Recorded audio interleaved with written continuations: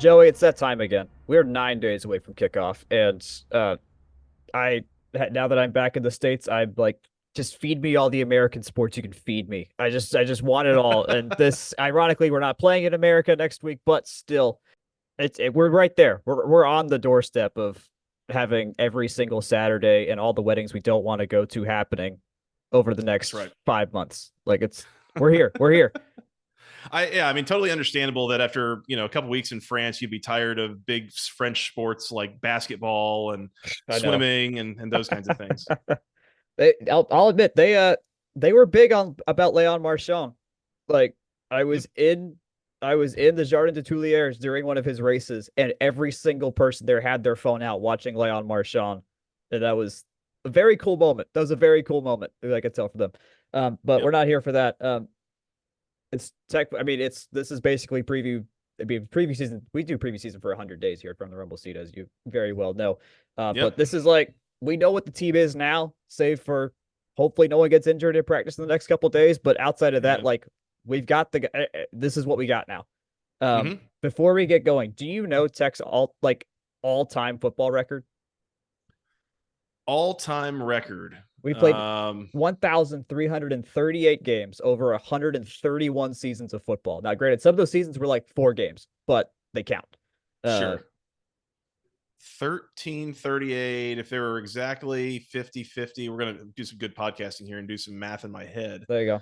1338 divided by two would be, what is that, 669? Six, Nice. six. Yep, there you go. Um, so I'm going to say that Tech is maybe like a 55% win percentage all time.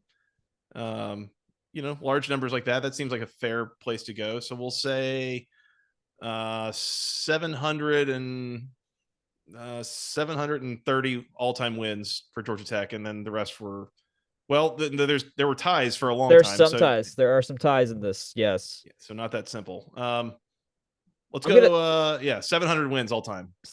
you were much closer on your first run. It Ah, is 700. We are 756, 539, and 43. okay, So we yeah. got to so Brent has the honor of having the 750th all-time win. He got to do that one. I forgot which win that would have been I think the final win. You said, what is it? Se- 750 or 756? 756. 756. So the second win of the year was Wake Forest last year. That would have been the 750th all-time win Yeah. for Georgia Tech. That's exciting. There you go. All right. So that's where we're at now. And I feel like that number is going to go in the right direction this year because we had probably the most promising offseason we've had since we had false hope about 5 years ago with how that all went down. Like, and I'm thinking in the back of my head, when I think about that, I'm like, not that just we like saw that last year went well and that there was like, okay, you could see exactly where they could build from and where they could get better with how much young talent there was, but also that no one left when anyone could have left. Like, Mm-hmm. you could like that's me that was the problem we had with Jameer Gibbs. Like we had the guy, he went somewhere else. We have the guys again, and they didn't go anywhere. And you can almost certainly guarantee they'd make a much better paycheck playing at any of the Big Ten schools, basically any SEC school, let's say for like Vandy.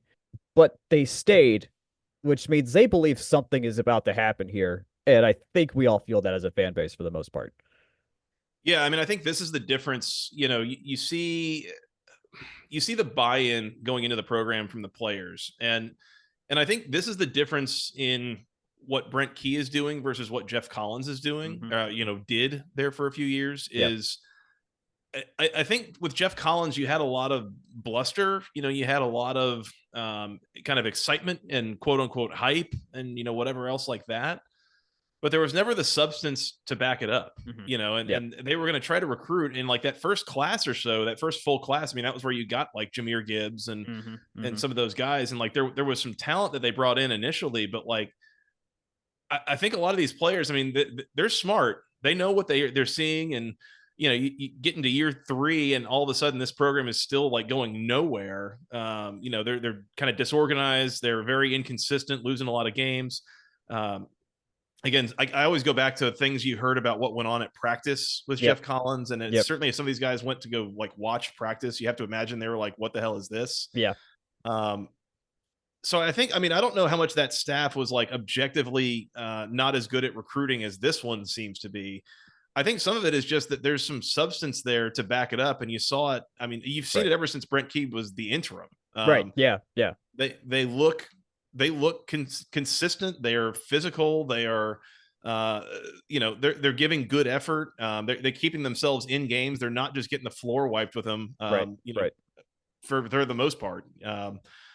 So it's like I think it's that consistency and some results that you're starting to see. That's all of a sudden it's like, oh, this is something I want to jump in and be a part of. They are good at recruiting, but they're able to back it up with some results here. And I think that's really what you're seeing is people recognizing, no, this is a good place to be, and this is good for me to be here. Yeah, I mean that Georgia game, I think of all the games proved to me like, okay, there is not a game that is over before it starts with us anymore. Like we did Mm-hmm. that to the number one team in the country, and then Bama comes in, it's like that's a cool game plan you got there. We should use that, and then sure enough, just wipes the floor with them, and in the Yeah. SEC title game. So like, yeah, they the pieces are there to just foundationally, like there is a actual foundation that exists that can improve upon itself as well.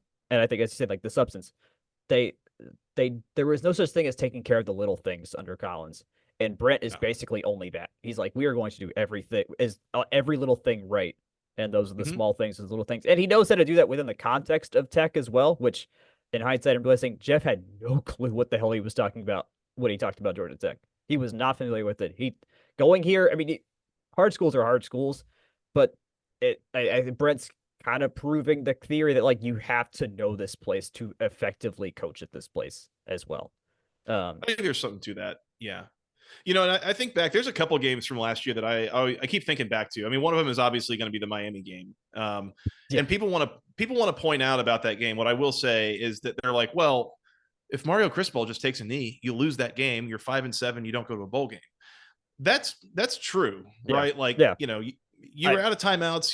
The game was over. That is the sliding doorsiest of moments out there. It's that and the Josh Downs drop catch, like are Mhm. the moments of Brent's tenure that go the other way. We're talking probably quite different, maybe not terribly differently, but at least in the interim stage, very differently a couple years ago. Yeah, totally. But the point that I would go back to with the Miami game is, yeah, but the only reason you were able to win that game and take advantage of that mistake is because it was a one score game in the final minute of the game, Yeah, right? Like you played with them for a full 59 and a half minutes and you were right there. yeah, So that when it falls off the back of a truck like that, you're there to pick it up. I yeah, mean, so there's that. And then I think back, yeah, the Georgia game, not only it's like, well, they lost, but they were more competitive. Tech had the ball with like 5 minutes left in that game with a chance to go in and tie it. yeah, I mean, that yeah. wasn't like a couple late scores and made it look good on the scoreboard. Like you played with them for 60 minutes there. They And led in that. There was a moment where we led in that game. I mean, Georgia got their mhm, scores and made it what they did, but like they also like to some extent, I feel like they maybe overlooked us because Bowers, the couple of guys of theirs, notably Brock Bowers, didn't play in that game. And mhm. in hindsight, I think Kirby's like, yeah, maybe we should not have done that, considering how Yeah, that game played out. He knows more than anybody. Like, yeah, they did they get lucky coming out of there? Probably not lucky, but they know there's more worlds than they probably thought going in where they would have not won that game. yeah. And again, I think there was a physicality that the team showed against what has become a very physical Georgia team. Yeah, They weren't getting pushed around, like they stood up to it and were up for the challenge. And I think that's something else, that physicality and that toughness is something else that Brent Key and that coaching staff have instilled on the program, and it's paying big dividends on and off the field. yeah, and I think it matches the ethos of the institute as a whole as well. I think in terms Hmm. of like knowing how to sell tech and what to expect when you come here. It's like, and I talked with their volleyball coach about this recently. It's like you've got to, if you're going to come here, it's not going to be comfortable. Like Hmm. Collins was trying to be comfortable and hype people up and baby them along and just like give them an experience versus like no, give them a career path and give them something to build off of for life. That is just that is not the flavor here anymore. Like it matches the rest of how the institute works, which is fantastic. And Absolutely. to that point, it's working on 5-star recruits now. Like who would have thunk it that not like we have not had a winning season in the regular season since Paul still. Like we have gone Hmm. through a full era and whatever, however many far we are in Brent's era when it's all said and done, since winning 7 games in the regular season And even now, and it's now that we're pulling in the guys that are like, okay, I could go to Florida State, I could go to Tennessee, but no, I'm going to go here. And that's what Josh Petty Mhm. did. And at Brent's position as well, which feels even better. That's like, okay, Brent's actually pulling what he knows best. Granted, it's Jeep Wade that probably did most of the work here over Brent. Um, but I mean, still, when you saw that go down, like, did that feel like? I mean, I was surprised, like, okay, holy crap, we actually did this. But also, it's like, no, they've been planning on this whole time too, and they've been building themselves toward a moment like this. Right. Well, and I mean, anyone who knows me and knows that I'm an Atlanta sports fan, I'm a Georgia Tech fan. Like I'm a pretty tortured being as these things go, and so it's like, oh, the Josh Petty commitment's coming up in an hour, and I'm just like waiting on the other shoe to drop. Like Right, right. he's going to pick the Florida State hat, isn't he? Like Mhm. everyone's saying Georgia Tech, so he's not going to go there. Like all that stuff. Like I was ready to be disappointed because Yeah. that's how my existence Mhm. goes as a sports fan. Most of the time.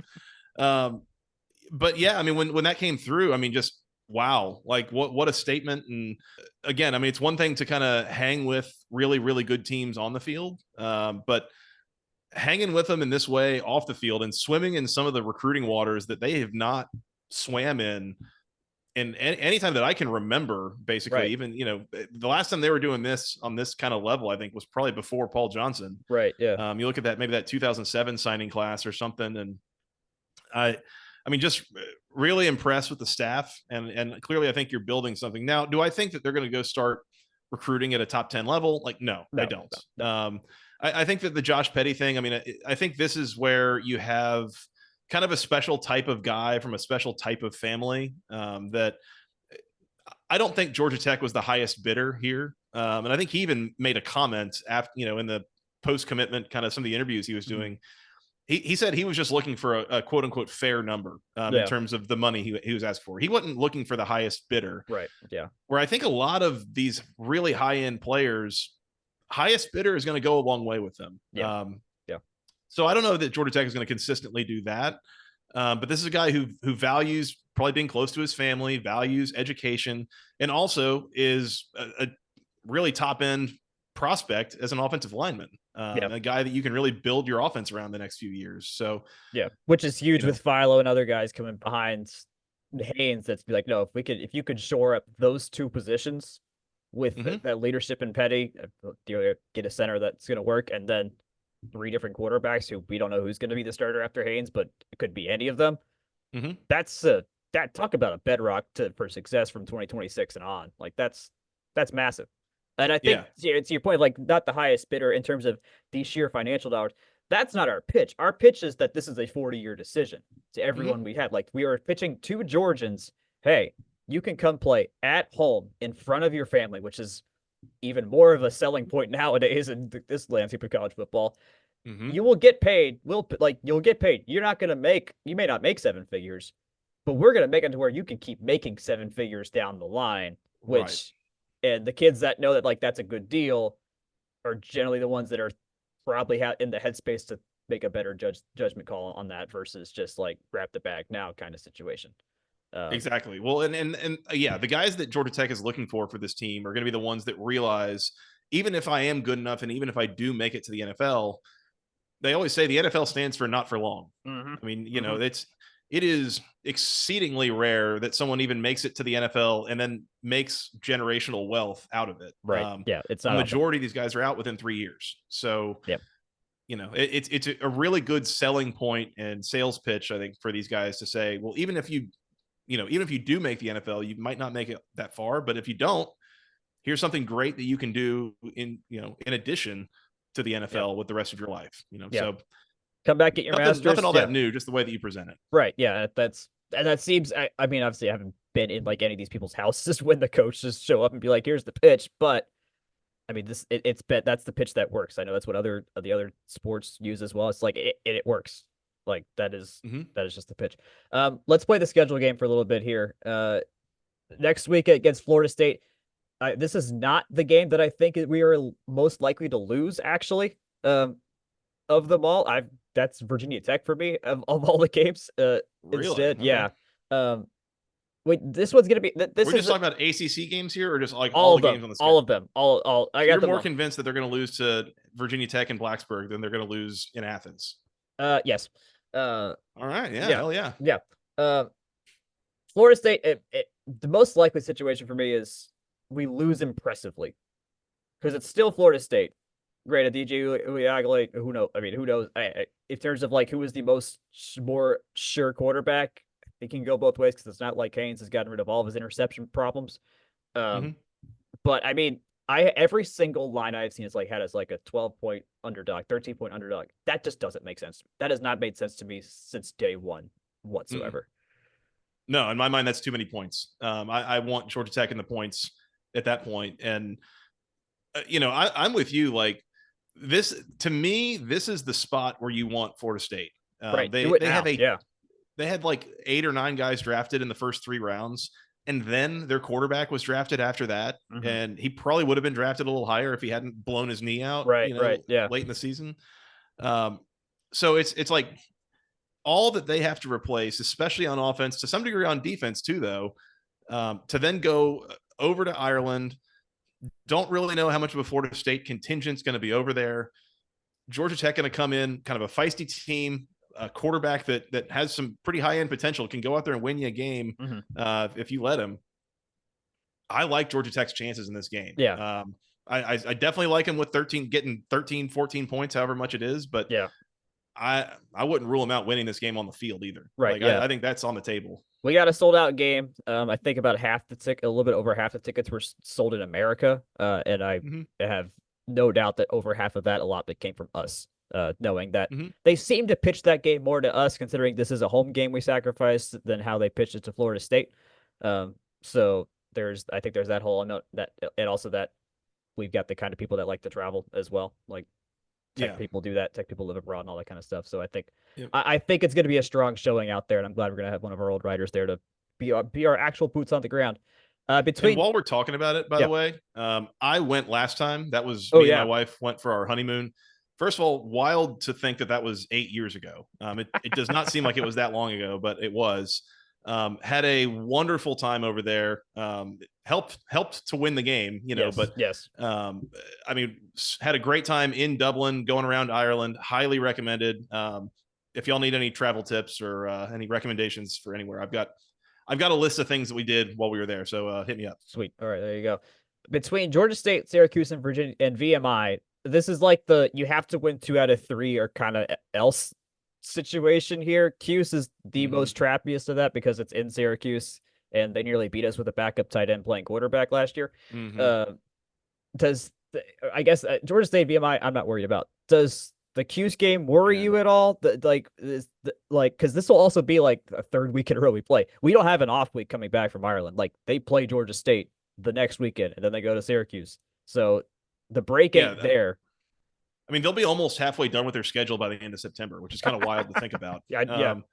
But when you play 2 games in August, that's what happens. I first of all, I'm a little bit scared of that Georgia State game. Okay. Like that Okay. feels like a bad spot. Of again, you come back from Ireland, you're going to play Georgia State. They're not supposed to be all that good this year, but you got to know that's a Super Bowl game for Georgia State to play the crosstown team. That Yeah, it is. It is. how many of their guys they feel like they're they got something to prove. I would think is how they approach that game. So man, be careful. Don't lose that. That is a lose kind of spot. This is where in hindsight the Bowling Green loss helps some because that was the moment where I think Brent realized how much you can overlook a team when you play, and that's not at all.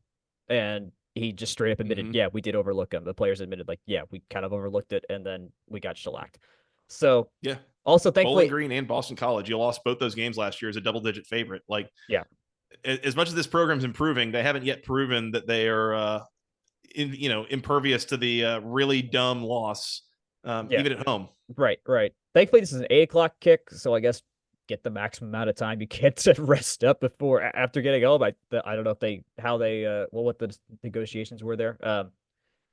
Okay, so that over Syracuse, and then VMI's VMI. But Syracuse also makes me nervous. To be clear, it's not great. It's not great, but it's. I don't know what Syracuse is going to be specifically. I mean, first year, new coach, new quarterback. A lot of it's going to look different, but I feel like that could go in any number of directions. And again, you hope you don't go up there and just like come out totally flat or something after 2 games already. that is a game you very much can lose if you don't play well. Right, right. Between the next three games, thankfully there's still no break in here until after the Louisville game. But between Louisville, Duke, and North Carolina, you could tell me any combination of that we won or lost two or three of these, and I wouldn't be surprised. That just feels like that perfect coastal chaos. Just like, yep, we lost by 30 to North Carolina somehow, beat Duke by 15 in Louisville on a game-winning field goal. Like all Mm-hmm. of that seems possible to me. Yeah, I really would like to think you're not going to lose to Duke. Again, a year one coach situation, True, true. Yeah, that coming off a bye week at home, like all that stuff. You need to win that game in particular, I think. Um, you're not going to be favored at Louisville. no, Would not write that off as a loss. I mean, I think no. that's you could win that game for sure. And then I wonder a little bit, is there going to be a decent Tech contingent that makes their way up to Chapel Hill to I see got if a feeling. I got a feel. I mean, that's the one game on the calendar. I'm like, yeah, I'm traveling for that. Like, mm-hmm, I mm-hmm. could make it. I could make it to Blacksburg easily. I could.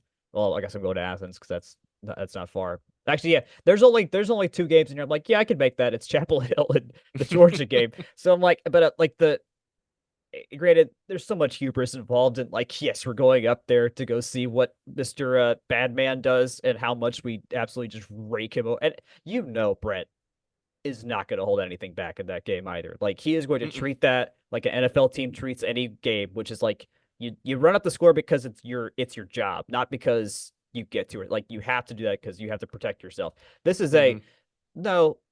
This is going to be a big old finger to Mac Brown and just how absolutely terribly run this program is. And we will not Mm-hmm. do what Lane Kiffin did to us, which is hold back once he realized that things were just maniacally wrong on our sideline. Like this is if we can do it, we will put up 70. Yeah. I mean, Brent's never going to say it or, allude to the fact, but you got to know. Yeah. I mean, I think I would imagine there's at least a small amount of resentment there of, you made, on some level, Jeff Collins is kind of the reason that Brent got this job to begin with, right? Yes. Like, so, Yes. so there's not like total resentment, but there is an aspect of like, I was here, busting my ass and you made me live through not That. only like all the frustration trying to coach the team, whatever, and the losing, but also Brent very clearly like takes personally the fact that it is Georgia Tech on the helmet and on the jersey, and that when Yep. they lose a game, Brent, aside from the fact that he's the head coach of Georgia Tech, Brent just inherently hates when Georgia Tech loses games. Yes. So Yes. like, Yes. Yes. but the fact that he had to sit there and be subject to it with Jeff Collins running a clown show program, like Mhm. you got to imagine there's a little something there that he wouldn't mind sticking in the end zone one extra time at the end of the game if he gets a chance. Absolutely, absolutely. The next week is Notre Dame, which I think they're calling Blitz the Benz now. Is the Sure, is the name because we're not going to use the old name, that's for sure. can't use the mayhem word No, anymore. no, don't. That's not a good word. I this there's the question I have here is like Notre Dame's lost a lot of guys in camp already. Like they are not going to be full strength at any point. Like they got two running backs now, I think, with how many guys they've lost. Like they are not in a good shape that way in that sense, but they're still themselves, which means they've got depth. They can win a lot of games otherwise. So Mm-hmm. I don't feel like I know what and they're number 7 preseason. I have no idea what this is going to be like until probably the beginning of October because there's a lot going on here. They're hurt. We're not yet. Um, and we've got a few very emotional games before we get to this game as well. And it's Mm-hmm. gonna be weird. It's gonna be in the Benz where it's gonna probably not even have the upper deck sold, so it's gonna look weird too, just in general. Yeah, gonna be weird seeing what Notre Dame looks like because they also brought in Riley Leonard, the former Duke quarterback, as Right? as Yeah, yeah, their yeah. as a transfer. And if you're not aware, like he's not totally just like a sit in the pocket passer, carve him up kind of guy. Mhm. He's going to want to use his mobility a lot of cases in the offense. So Right. that's going to be a little bit of a different look too for Notre Dame. And as you mentioned, I mean, we're already having a few health issues there. You wonder, what does it look like by the time we're getting close to Halloween? Like, are they still healthy, or Hmm. do they have a significant loss or two somewhere along the way? Yeah.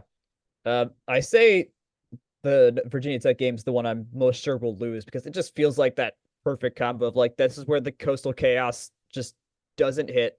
They are in a very similar situation to us in terms of like quarterback that just showed, oh wait, they can do it. All their production's back.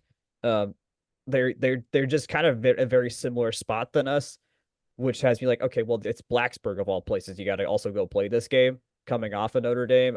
It's like, yeah, you pray you win, of course, but something vibe wise, just like that just feels like that ACC loss that just, if you're gonna get one of those random ones in there, this is the one. Yeah. And as you mentioned, I completely agree. I mean, two teams that are in a very similar spot from a development standpoint.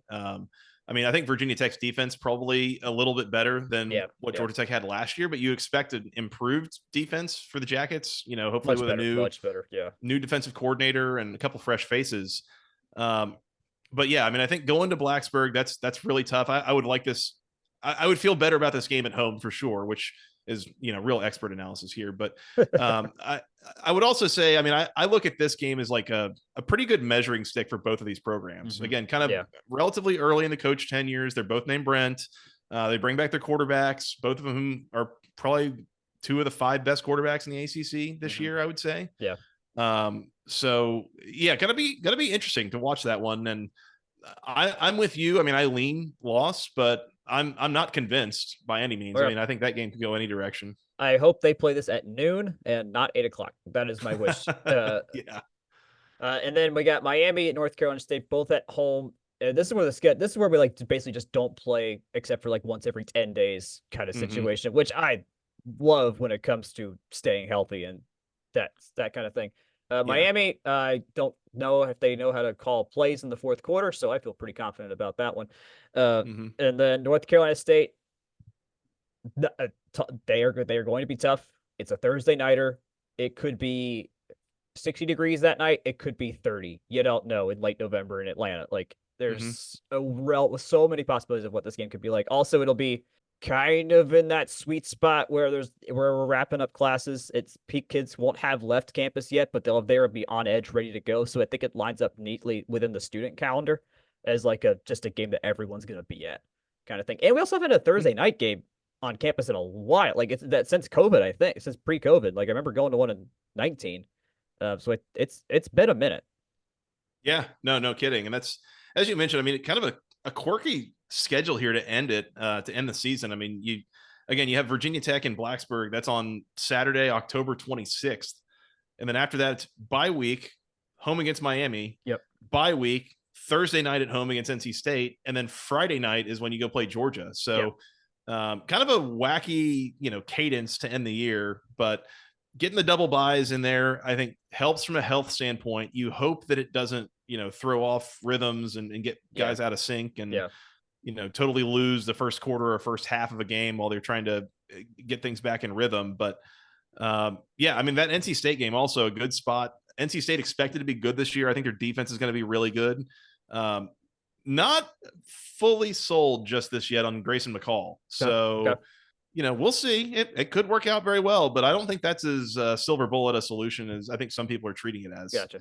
So yeah, we'll see what they are by the end of November. As you mentioned, a lot of weather possibilities in play. I mean, that should be a good game and an exciting one to watch, and ideally a good one to attend if you can get there. Yeah, no, this will be really fun. A great way to get Thanksgiving week started early, especially considering they're going to Athens. Is going to be just a weird day. My whole plan was to go there on Friday, spend the night at a friend's house on Friday, then go to the game on Saturday. And I'm like, do I have to spend Thanksgiving night at someone's house? Because or do I just? Thankfully, it's a 7:30 kick, so I might be fine just taking the 3-hour drive that should be 65 minutes from Athens to Atlanta or something. I don't know, but it'll be fun nonetheless. Okay. Final couple questions. Why does this team exceed expectations this season? What gets us above the hump? Like, I mean, I think it's pretty well established. Like people know we're going to be good. The schedule is tough as nails, which is why it may not reveal itself in the record. But we know like a 6-6 this year, in most cases, looks like a very successful 6-6 versus what last year's was. But what gets us past that? What gets us to 7-5 and 8-4? In my mind, it's all about the defense. I think the offense last year was good enough to be like a top 25 ranked team. Yeah. And they even had moments of inconsistency. They had games that just things did not go well. But I think what you saw on the back half of the schedule is things started to gel.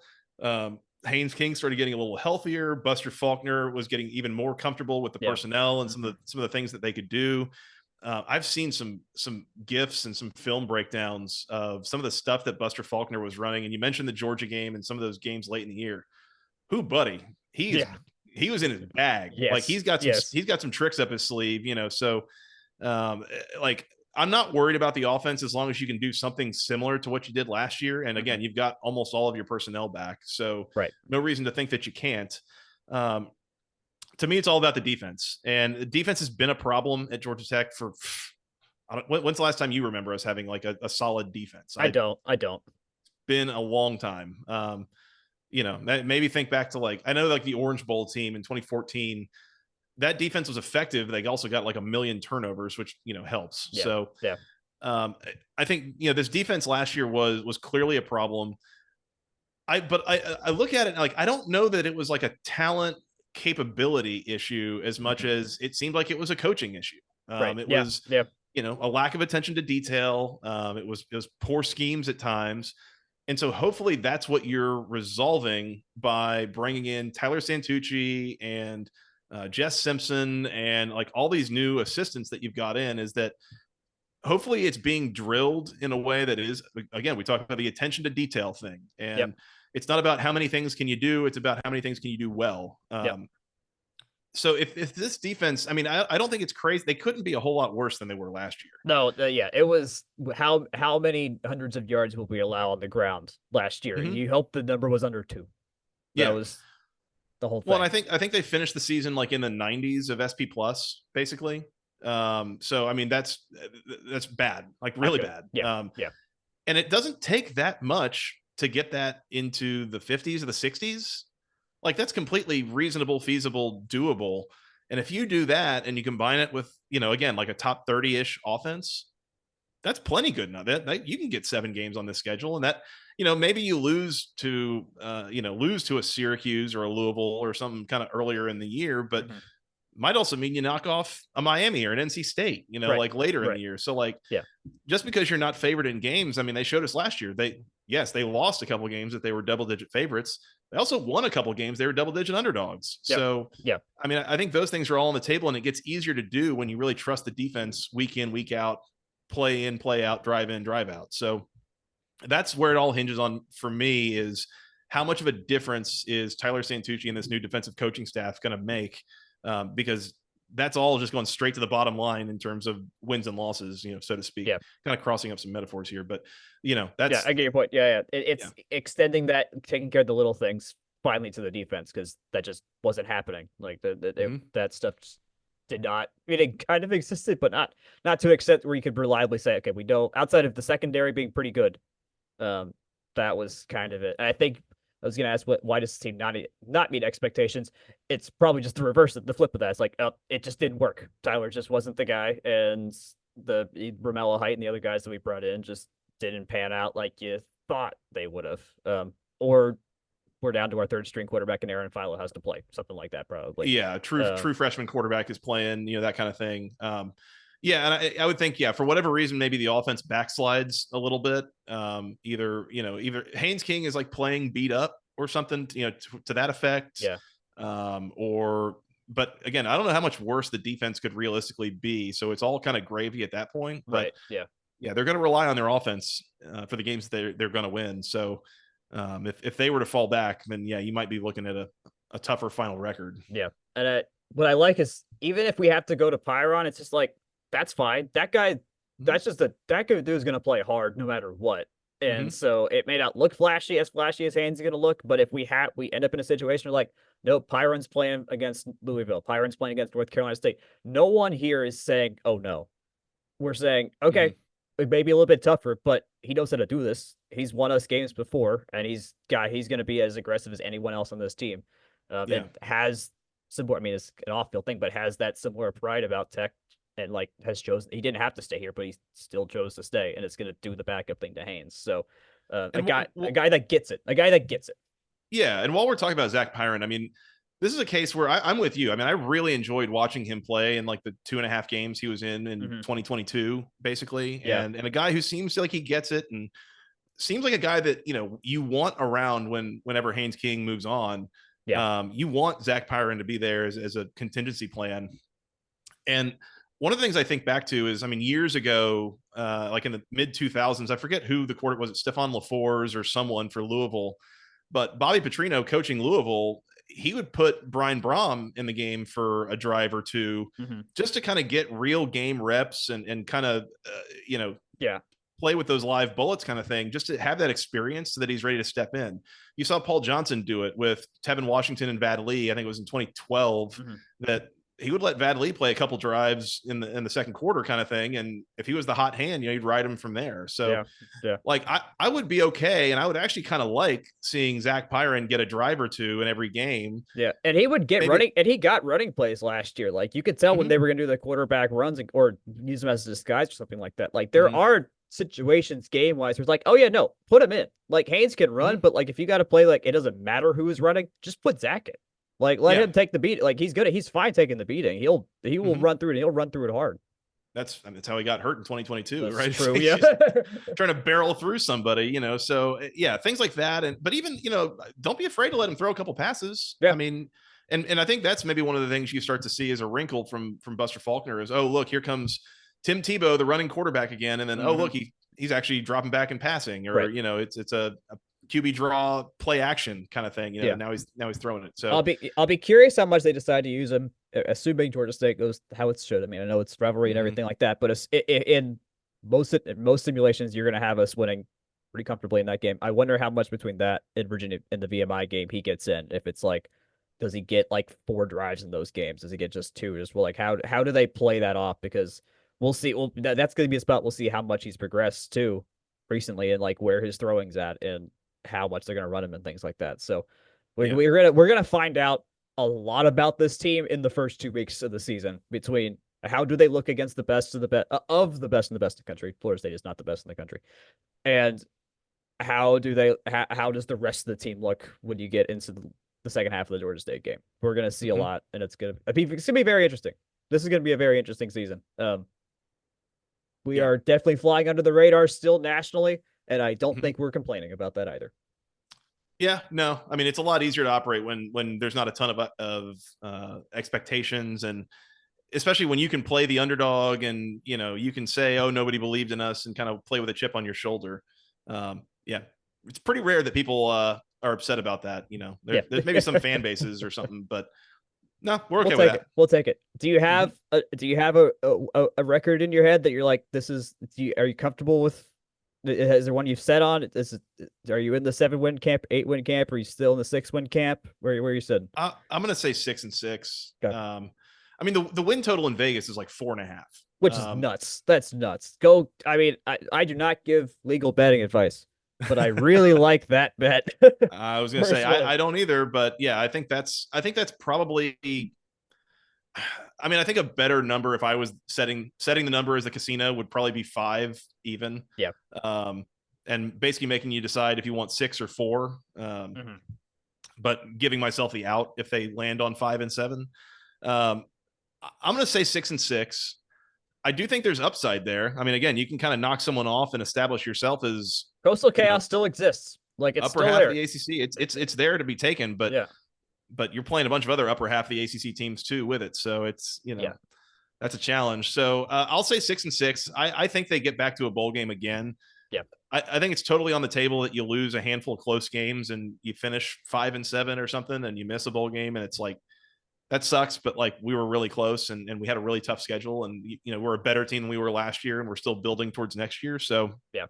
um, but I'm going to say 6-6. I think they get back to a bowl game, and yeah, I mean, I think they're a team that will impress some people, and I think you probably knock off somebody that you're not supposed to along the way, and get some national attention that way. Yeah, I think I'm at 7 because I like the path of winning State, Syracuse, VMI, Duke, and North Carolina, and getting to 5-2 before November, Mm-hmm. before the So first then, who are the second two? second Who half are of the two of those October. last 5 that they win? That's the You already thing. said they lose in Blacksburg. I Miami. I think it's the Miami North Carolina State games. Basically, just win out the Okay. home games minus Notre Dame, and then you get the ones on the road at North Carolina and Syracuse. Um, so you're Okay. losing in Ireland, you're losing in Louisville, and losing in Athens and Blacksburg.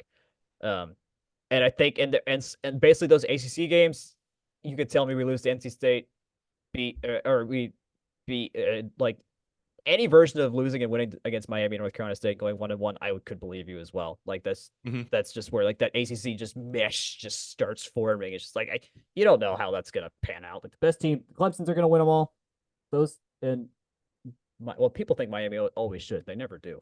Yeah. There's a lot of ways to go in my head. I've seen how this works, but the upside is working for me. And I mean, by the time if we've won 5 games by then, that crowd on that Thursday is going to be just great too at home. Like we should.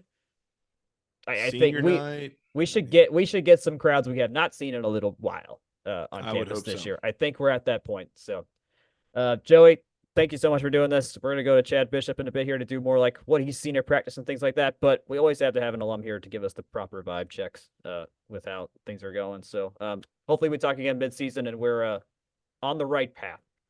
Yeah. No, appreciate you having me, Jack. It's always fun. And looking forward to being back on sometime soon. And hopefully we're talking about things trending in the right direction. I think we will be. All right. On to Chad. All right, part 2 of I think this is gonna be a 3-parter within this football preview-ish thing. We just finished talking with Joey Weaver from the Basketball Conference podcast, and now Chad Bishop's here. Hey. Also, this is your year. You've had a full year now covering the Jackets for AJC. How has that been? Good. Should we do a scene setter first? Should we let the folks know that we are. How pretty of a day this is in Atlanta. Most of our recording sessions happen. Me, Jake, and Akshay will just do on Zoom at home because that's easy to do. You can knock it out in 35 minutes. But I right now work on Tech's campus, and Chad has to come to campus. Yeah, a decent amount because that's where the football team happens to exist. Play and live. Yeah. So it's like, well, let's just do this in person. Why got not? A guy throwing a frisbee. There's a dance troupe over there going through routine. Everybody's walking around with their backpacks, young, bright-eyed, and bushy-tailed. It's a big move. Yeah, move-in day is this is all move-in weekend on campus right now, and so it's gonna be a lot on Monday. I was telling Chad earlier on Monday this place is gonna be insane because that's when you got all 30, however many thousands of people here all at the same time and about 4,000 brand new freshmen. But right now it's perfect. Weather's nice. It's pretty calm. Yeah. This is a rare spot where you can't hear construction happening. We tried near Tech Tower, and you can't. You can only hear jackhammers right now around the football stadium in Tech Tower. To answer your question, yes, my first year at the AJC has been amazing. It has been awesome.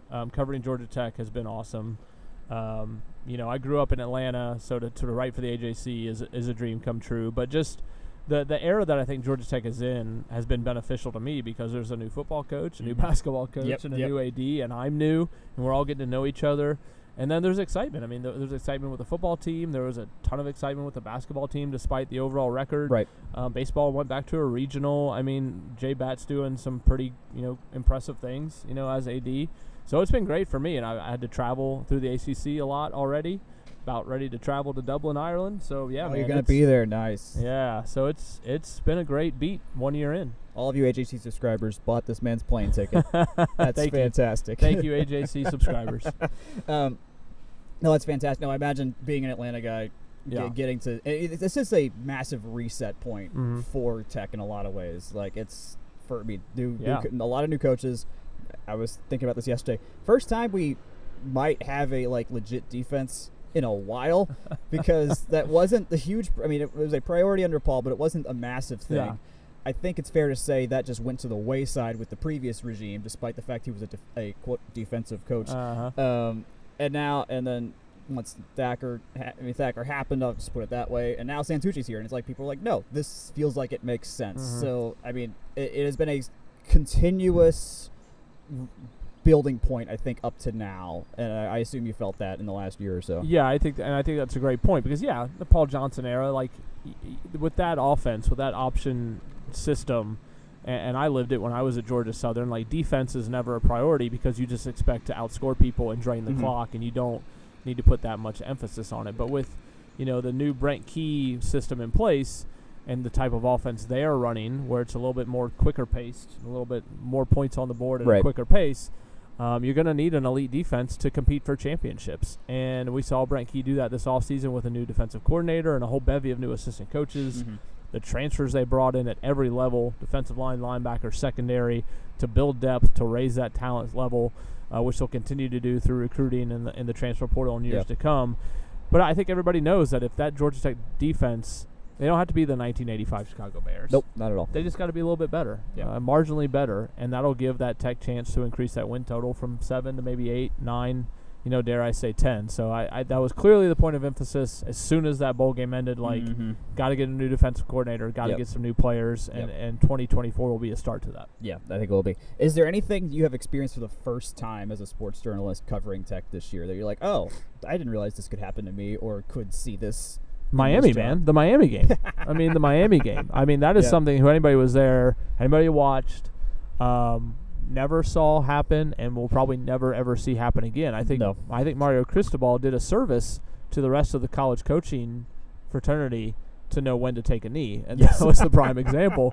I think I think inside coaching circles you're going to hear folks say, "Don't pull a Cristobal. Don't remember what happened in the Miami Georgia Tech game." And from a journalism standpoint, that game was super late at night. It was already late when the game was ending. Right. I remember I was at the Atlanta United game that night and was like, "We're not. This is not going to be a big one. I'll just tune in when I tune in in like the third quarter." And it felt like I made the right call from that point on. Yeah. And I remember tweeting like, well, something crazy on the last drive before they fumbled. Like, well, this is going to require something we've never seen before to pull this off. And well, here we are now. And from a journalism standpoint, like you have your game story written before that happened, so you have to. Right, this is the worst nightmare for a journalist. You have to scrap the whole thing and sort of how to figure out how to process that and put it into words. And it's a viral moment in the landscape of American sports. So it was wild. To experience that on a beat in your first year. Was certainly just wild. It's something. It's something. I think I just tweeted gibberish and people understood exactly what I meant. You probably weren't the only one. Yeah. This has been a fun, as you mentioned, it's been a fun off season because there's been a clear direction of where this team can go. There's a clear platform of what you can do. There's a base expectation. You know where your strengths are as a team. How you've gotten to know the team, I assume, much more intimately than you did even during the season because that was game stuff and you're just getting here. And now you've had an off season with them. You've been able to talk to players. I know you were just talking to one just now. If you could, how would you answer who is Georgia Tech football right now? I think Georgia Tech football is a team of like-minded guys who have a clear goal in mind, and that is to be better than they were in 2023, if that makes sense. Yeah.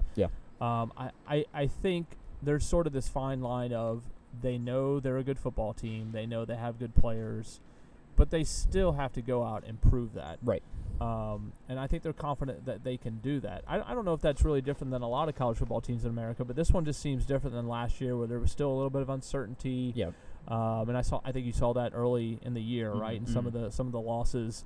But this year just seems different in the sense of everybody is coming to work knowing the standard and knowing the expectation and knowing what their coaches expect of them and knowing that they can go out and compete with a team like North Carolina like they did last year or a team like Georgia they did at the end of the year last year. Sure did. And beat a good Central Florida team. So I don't think there's any trepidation going into that Florida State game. I think Georgia Tech believes that, hey, we have made strides and paid our dividends to be able to compete at a very high level. And so I think Georgia Tech now as a football team is a good football team. I would agree. There's a lot of little things that you hear through the grapevine. It's like, oh, that's the thing you want to hear. Oh, they're thinking about things this way. They're not. The fluff is just not there. No, they got rid of the fluff. No, there's no fluff. Brent Key is not a fluff guy. Nope, not at all. And he'll tell you that for sure. But I think that you hear the phrase teams take on the personality of their head coach in any sport, and I think that's apparent with this Georgia Tech football team. Guys are honest. They don't BS. They know who they are and know what they have to do to win. They know they're a team that can't make a ton of mistakes, but they know they have quite a bit of good talent to maybe overcome those mistakes if they do make them. They do. Yep.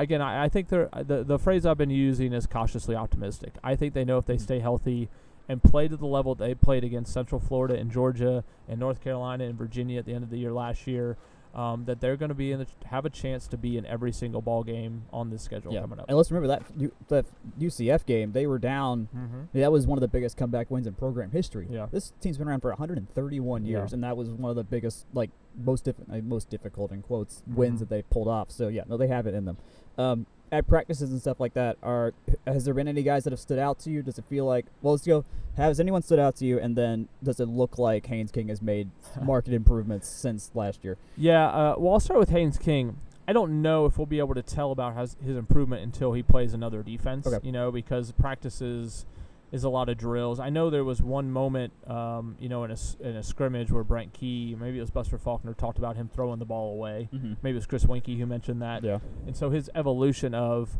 the balance of being aggressive and trying to force things and then understanding let's live to play another down. Mm-hmm. It's a fine line because Haynes King, funny enough, has been compared to Brett Favre, which you take the good and bad with that. Well, knowing how last year went, that's actually a pretty good comp. It is. Yeah, the kid's a gunslinger, and he can throw the ball a million miles an hour, and he can make some unbelievable throws. You think about that throw to Brett Seither in the back of the end zone against North Carolina. Exactly. But then he maybe makes some ill-advised throws that turn into interceptions that are deflected, or the DB makes a crazy play. Yeah. So I think we'll learn about Haynes King over the course of the season, not necessarily this Florida State game or this Georgia State game, but if he can get that completion percentage up and get those turnovers down, I think that's number one. And then number two, I think the guy that everybody keeps talking about is Warren Burrell, the cornerback who came in from Tennessee, who had a sort of an up-and-down career at Tennessee, but some of that was due to injuries and some roster turnover. I think he's kind of come in on a mission, a hometown kid, say, hey, I want to play in the NFL. This is my last shot, and I'm going to be that shutdown cornerback for this defense. And I think that's huge for this Georgia Tech defense to know that one side of the field is taken care of. Yeah. Sort of changes the entire defensive game plan to have a veteran presence back there at cornerback. So I think Warren Burrell has definitely been a standout defensively so far. That's nice. I'm excited about Romello Height, and how much of that is because he's really good at on NCAA 25.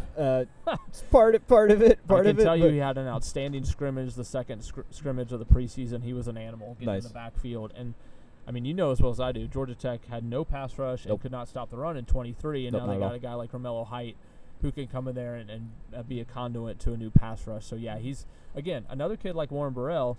Romello Height, up-and-down career, been at a couple schools, injuries have plagued him. And this is his opportunity now to come in and start making a name for himself if he wants to play the next level. Yeah, that makes sense. Between how potent do you feel Haynes, and Singleton are going to be? Because if talking about a trio of dudes, it's like, oh yeah, we got that. Yeah. It feels like a guaranteed 25 points. I don't want to guarantee anything, but it's like you'll get what you need to at least give yourself a fighting chance just between the three of them. I actually wonder if, and hear me out on this, if the Haynes tandem and the Singleton numbers could go down. Okay. Because Georgia Tech's offense is that more evolved, and it's possible they could get more people involved. Get more creative with it, yeah. So, maybe Haynes King doesn't have to run the ball as much as he did last year. Maybe because so many teams are focusing on Eric Singleton, it gives guys like Christian Leary and Chase Lane more opportunity to make plays. Because Jamal Haynes is so good, you want to maybe preserve some of his carries and give Trey Cooley the ball, or freshman Anthony Carey the ball a little bit more. Yeah. I'll be curious to see how that translates to statistics. Now, that being said, if they get into shootouts and they have to rely on these guys exclusively, they got the guys. Yeah. Then the sky's the limit, right? And their numbers could be astronomical. We've heard Brent Key this offseason.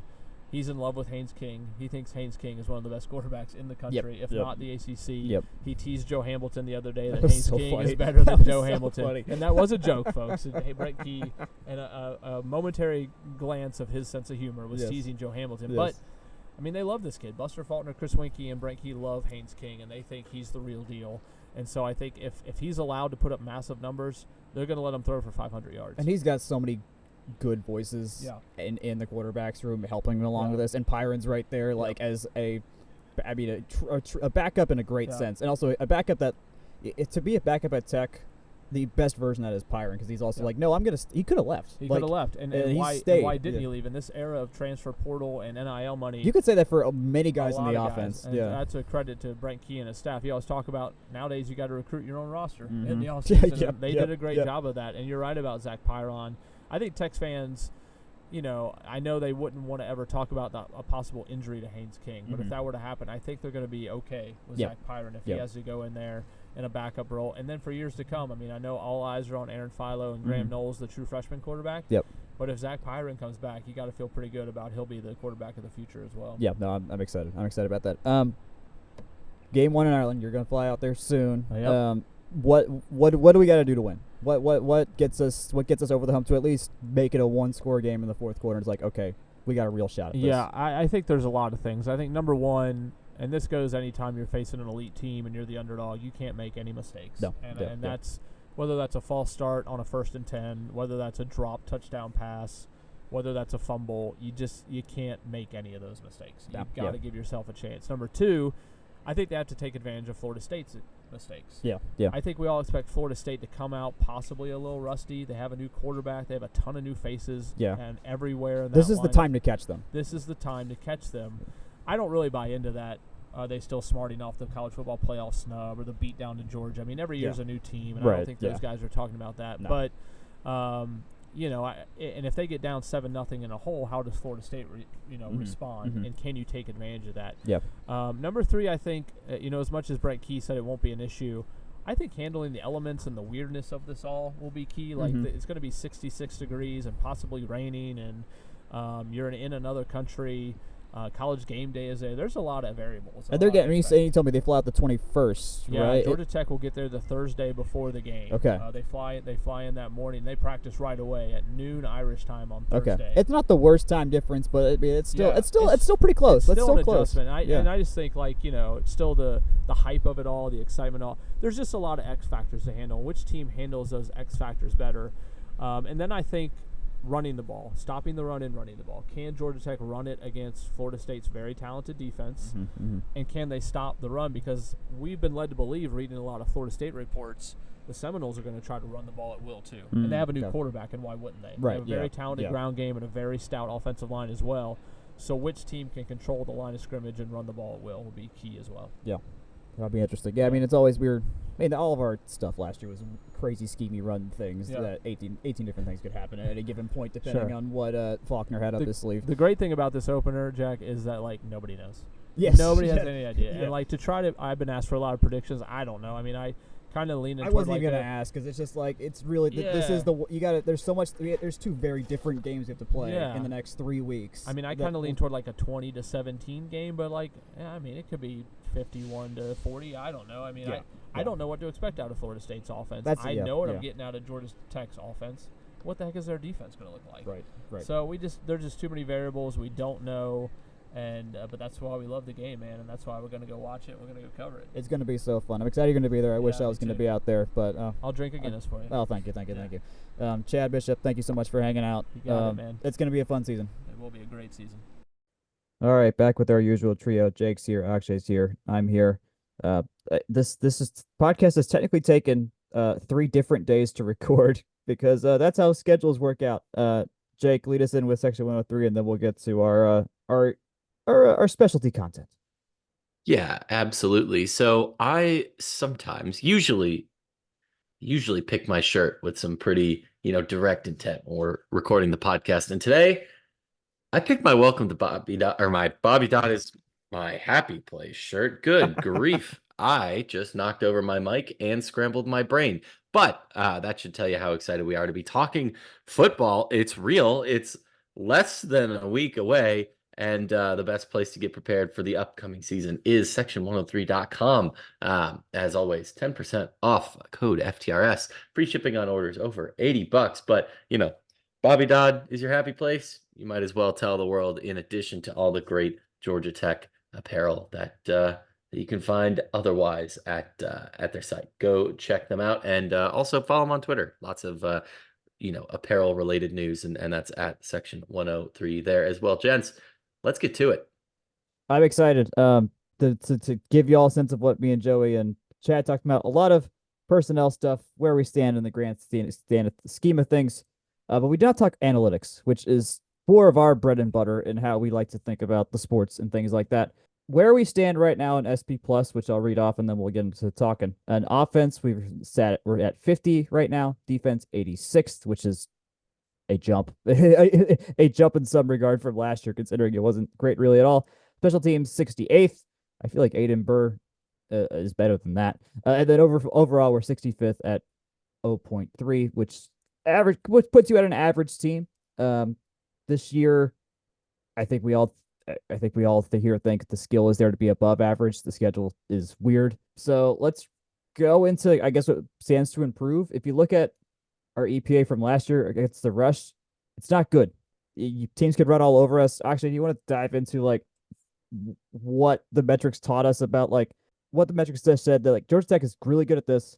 Georgia Tech just does not have this down pat at all, and where we can maybe look to see some improvement for this year. Yeah, sure. So I think the first thing I want to touch on, if we double back to SP Plus for a sec, is the thing you have to remember about SP Plus is it's intended to be a predictive performance metric. And all of these rankings are at the end of the season. And so what a 65th or a plus 03, I think the plus 03 is really the operant thing for our needs, is that Tech on a neutral field would beat the average team by 0.0 or by 0.3 points. Gotcha. That's so per the rank, and then also per the actual raw, or the adjusted number. That makes Tech a very average team, given all of its strength, all of its weaknesses, right? So I think when you're looking in terms of its weaknesses, if you go to our friends at Game On Papers 2023 Georgia Tech team profile page, like Did you just call yourself your own friend? He sure did. Sorry, look, not N+1. N+1 is important, all right? But when we're looking at this page, I think we do a lot of color coding here by green being really good and purple being bad. And what you'll notice is that in the against the run defensive section, almost everything other than the literal number of plays is purple. It's not and good. That goes back to Jack's point, is that run defense was a consistent problem for Tech last season. I mean, if you're looking at the total amount of EPA that they allowed, it's 113 or 113th in terms of rank. EPA per play was 0.11. That's 111th in rank. And all of those are out of 133 or however many FBS teams there are now. I've Something like lost that, count yeah. at this point. Yeah. I think the important thing to note here is that, yes, these ranks are bad. I think one of the caveats to these ranks is that when teams are ahead, they tend to run more. So typically when you are like your defensive rush or your rush defense ranks are going to be affected by game state in some way, shape, or form in that way. So that's something to keep in mind. Was Tech behind a lot in games?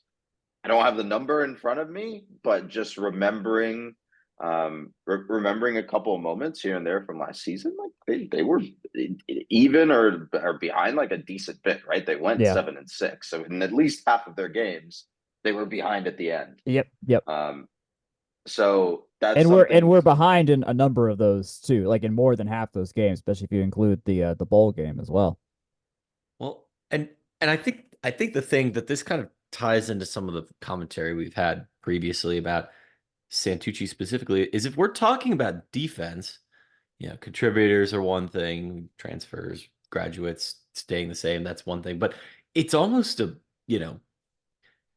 at least to me, kind of a moot point, not to throw out the numbers completely, but this was not a good defense last year. And it was not, I think we could say it wasn't the best coached either, considering that there was a literal coaching change at defensive coordinator midseason. So yeah, you're not rolling with, and like, not to just say like, hey, like Tyler Santucci's defense has done X, therefore Y will happen at Georgia Tech. But like, this is a guy with a pretty good pedigree, bringing in a pretty new staff. I'm gonna say it just straight up. Oh. I think that for all the intents of, and Akshay, you can caveat this however you want once I'm done, but for all intents of SP Plus being a, it's supposedly being a leading indicator, a predictive stat, right? It's something that is going to like project forward. I think this is probably the biggest gray box we have going into the season because so much is different, and how that has knock-on effects on, offense results, things like that is almost wide open because it's strange. Haynes King, Jamal Haynes, Brent Key, you can keep going down the list on Eric Singleton Jr. Name a guy that has a Section 103 NIL shirt. Those guys are still here, and there's a reason. There's that consistency, name brand recognition there too. The defense really is the question here, and that how you can use that as a leading indicator when it's essentially, a fresh start on that side of the ball completely. Right. And it's like it's hard to use a end of season performance or a predictive Yep. indicator to do much of anything because there's no more games to play. Right. And to your point, it's a new unit, and I don't have the returning production numbers in front of me. I need to go find those.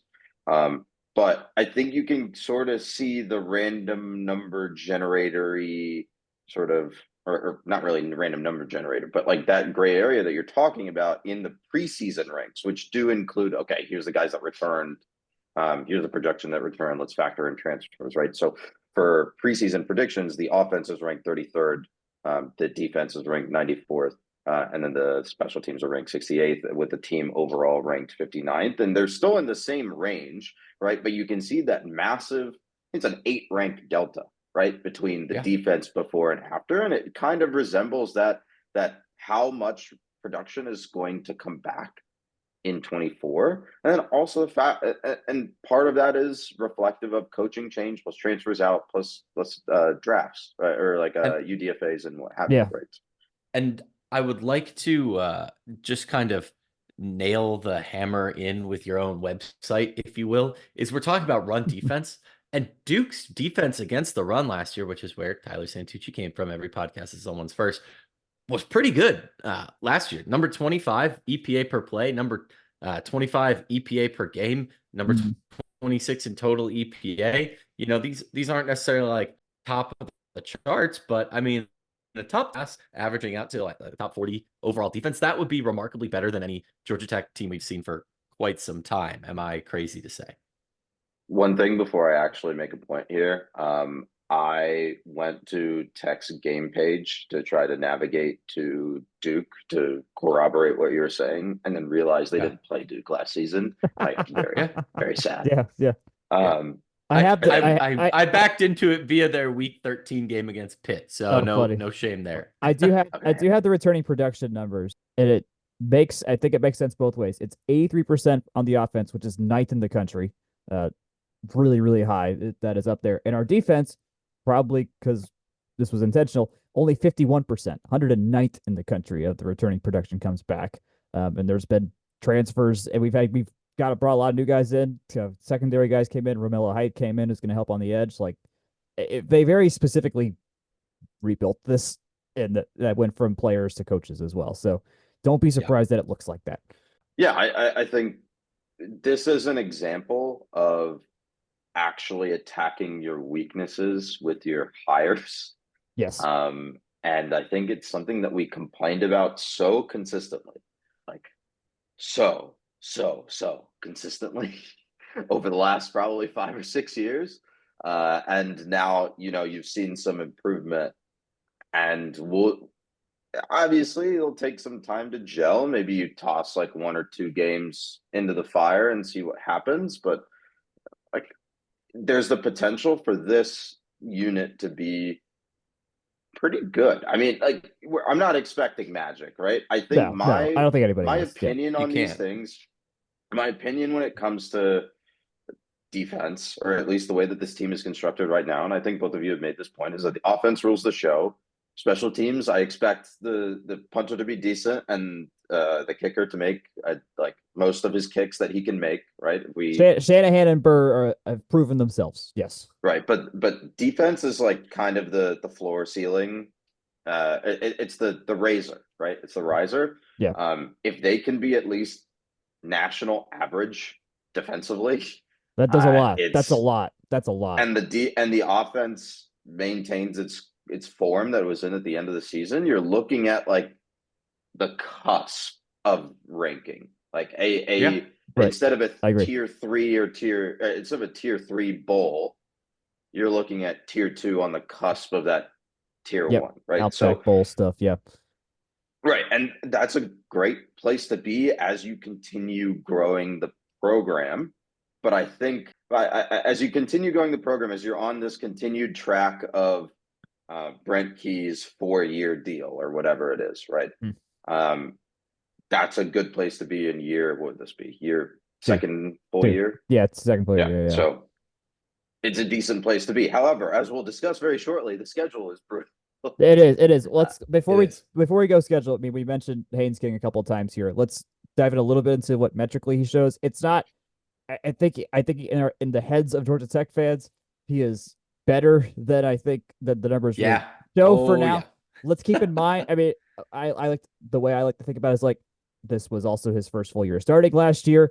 He worked through a lot of kinks. There were some very unfortunate interceptions that happened earlier in the year. I remember the one against Injuries maybe too. Bowling Green. I'm forgetting who, but basically just threw a ball that hit a quarterback in the exact right spot in his arm, and he just happened to catch it, and it was a pick six. And it's just like there was some weird stuff in there, but he clearly got better throughout the year. The play calling got more diverse throughout the year, and in some how you could probably manifest the numbers to make it Haynes King look better than he did throughout every game. But all said and done, I think expecting some improvement is there. But what do we have here?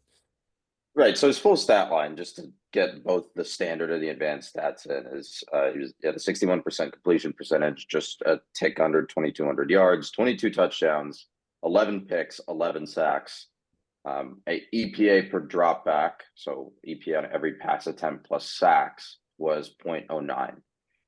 So the ranks, the ranks are probably where you would want them to be, and for that reason, we're not really discussing them. But I think to your point is right.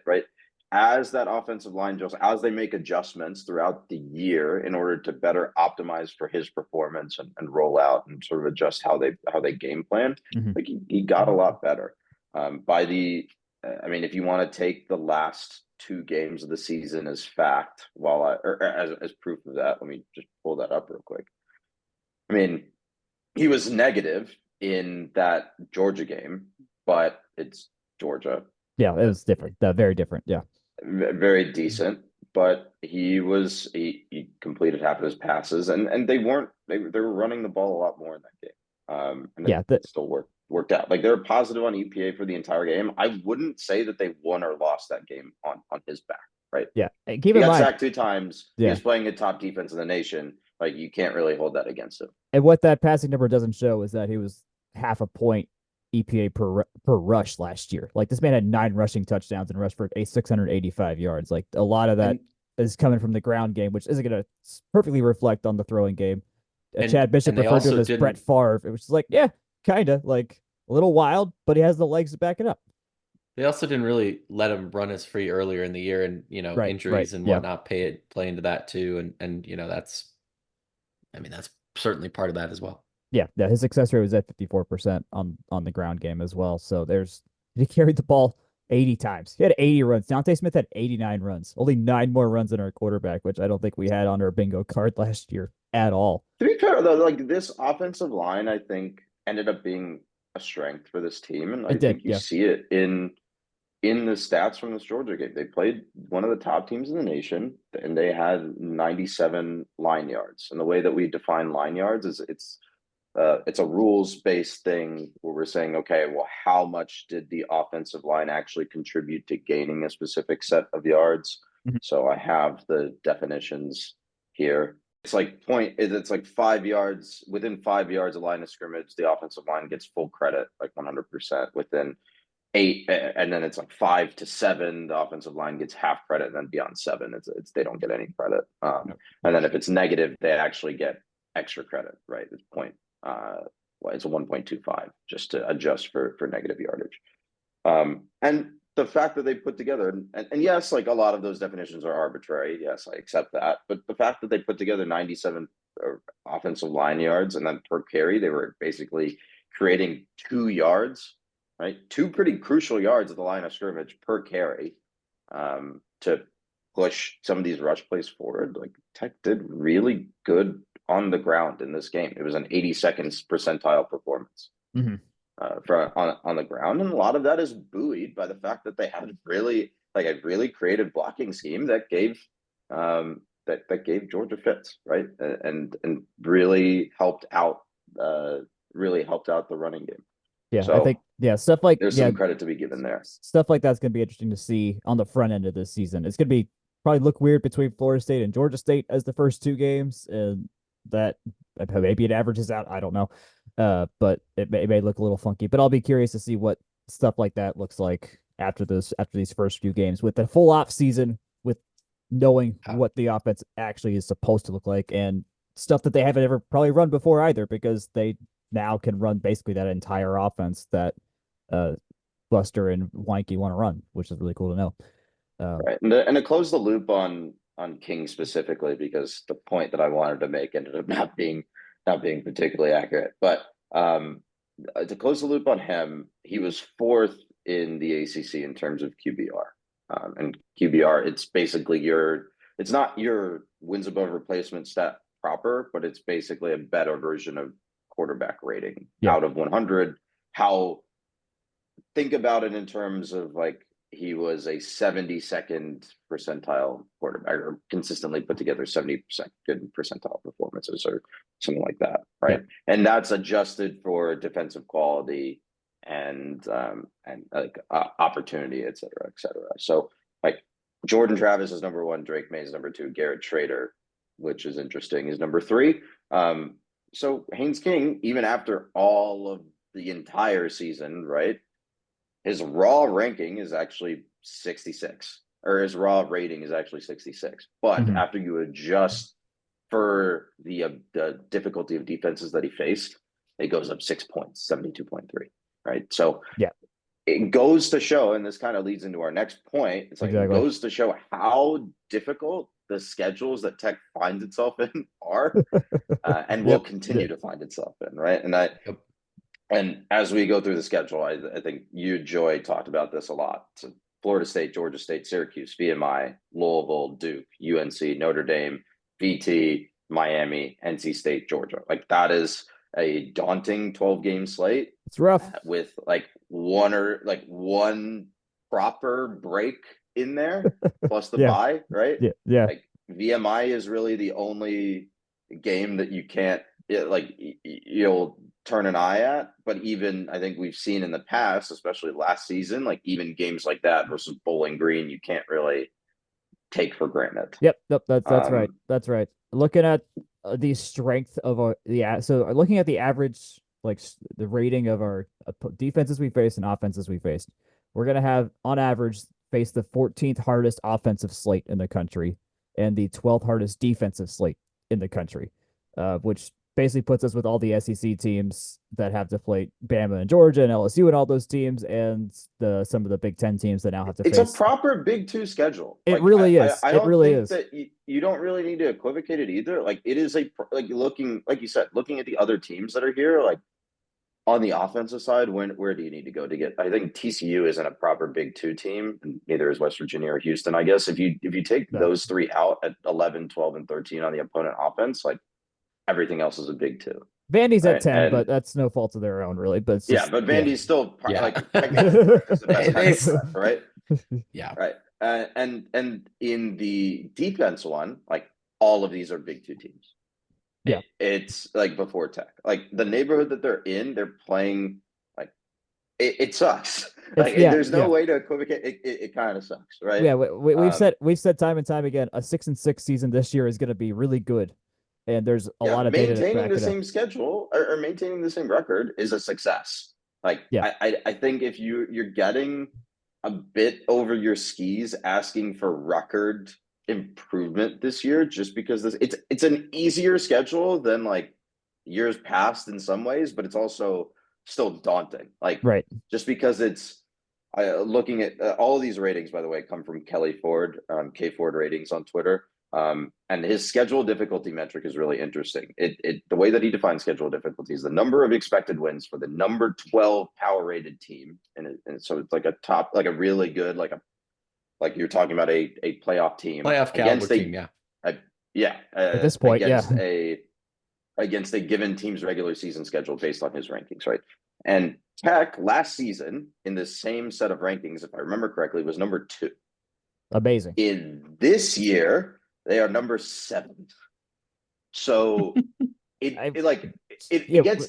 easier, but by such a small margin. And that's like a game, a game, basically.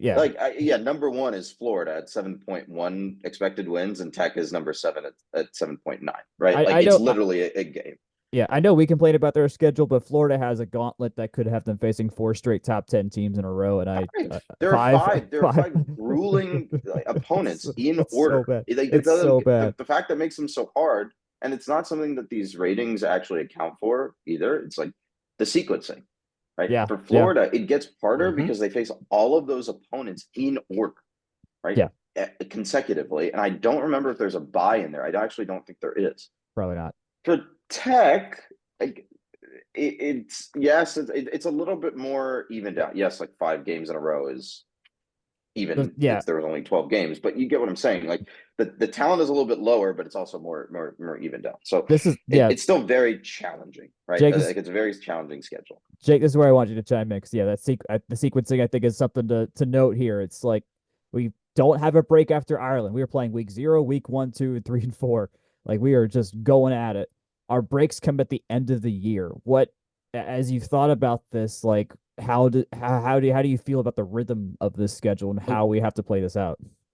And coming at this as a season ticket holder, Atlanta-based fan as well, in addition to it's a generally hard schedule.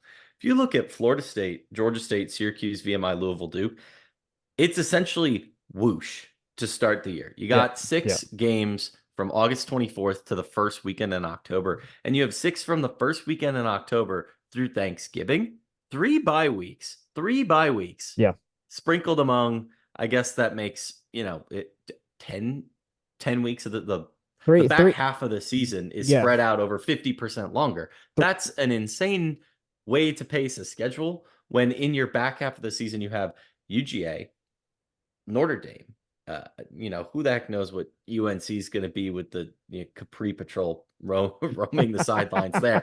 But you got Miami, who's very talented. Virginia Tech, who a lot of people are pretty high on the road, which is, I've been there. It's a daunting environment, but Brent Key's also won there, with the guy who's now our backup quarterback. Very different VT team now, but I get your point. Yeah.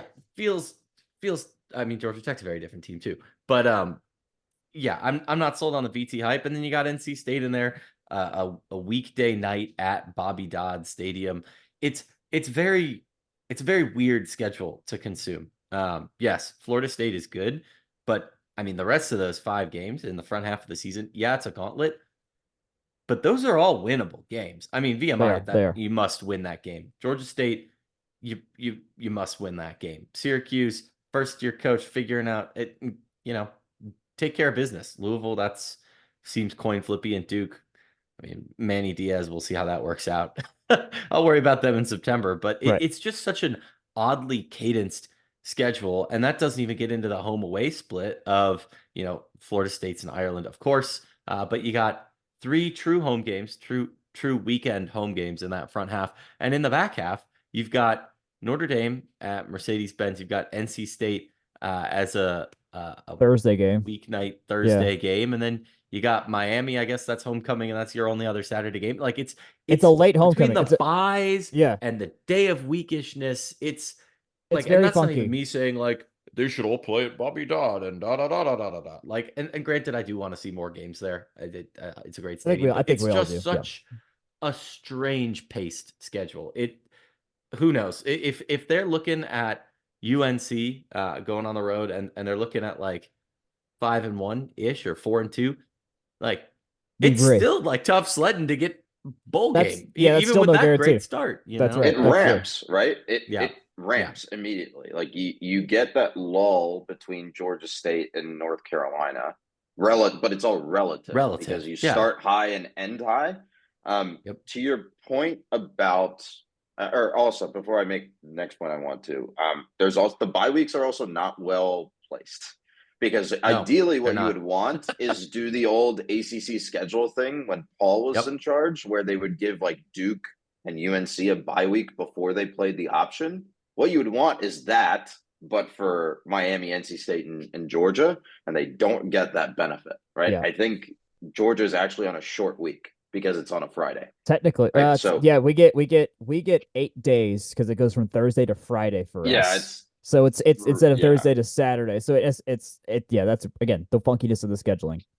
Yeah, it like you get NC State on, well, you get NC State on a bye plus the short. Anyway, bizarre scheduling. I think doubling back a little bit and talking about VT, and I imagine Joey brought up the same point when you talked to him, Jack. Like production note, we actually have not listened to the entire Joey thing, but I imagine he said much of the similar stuff. We talked to about us. returning production. Yes. He talked about returning production. I imagine he also talked about VT's schedule and how much they're getting. Like, they have a team that is probably objectively, if you stripped out the schedule context, like, is probably of like just a little bit above Tech or Georgia Tech's in terms of talent, but they're getting way more benefit of the doubt and way more hype because of the way that their schedule sets up. That actually we actually talked about that after we finished recording. So yes, let's dive into that a little bit. Because VTech, very similar returning production, similar stage and progress as a program with a new quarterback, a head coach named Brent. And their schedule is I would like that one. Can we play Old Dominion? It's a lot softer, right? Like, look, not to play the schedule game for another team, but it's at Vandy versus Marshall at Old Dominion. And to be fair, they've had a lot of trouble with Old Dominion, so I'm not going to give them too much guff there. Then versus Rutgers at Miami, at Stanford, which, to be fair, is actually a difficult game going cross country on you know, I think that's a 10-5, so that might be like a Thursday. Boston College at, you know, in Atlanta or hosting or Tech, sorry.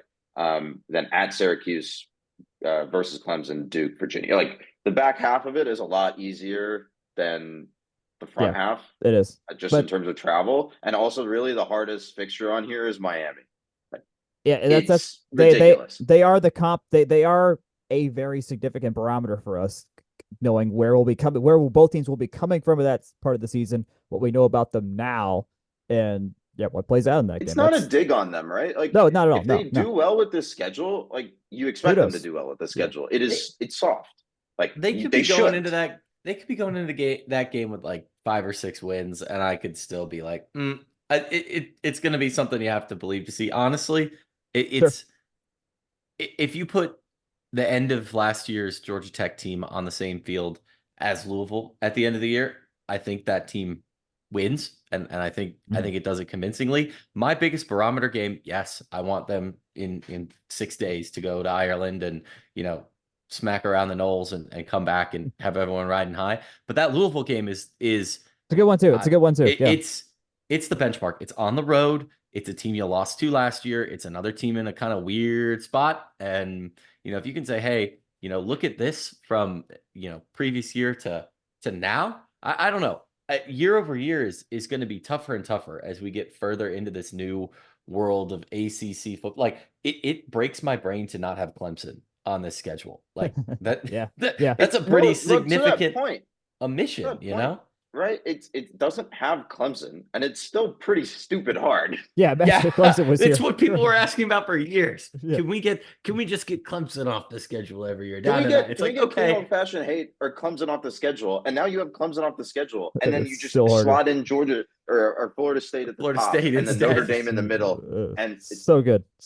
Well, to your point, Jake, about this Louisville game, Brett, every year, as in the 1.5 years that he's coached, always has that ranked road win that's just like, oh, they did that. And Louisville could be that spot right there where they just get that little surprise win there that no one was really thinking about, but they pull it off. You never know. We keep saying surprise and setting the expectation of the other team being good. And I get it. I'm a homer. I'm in the Bobby Dodd is my happy place shirt, brought to you by Section 103.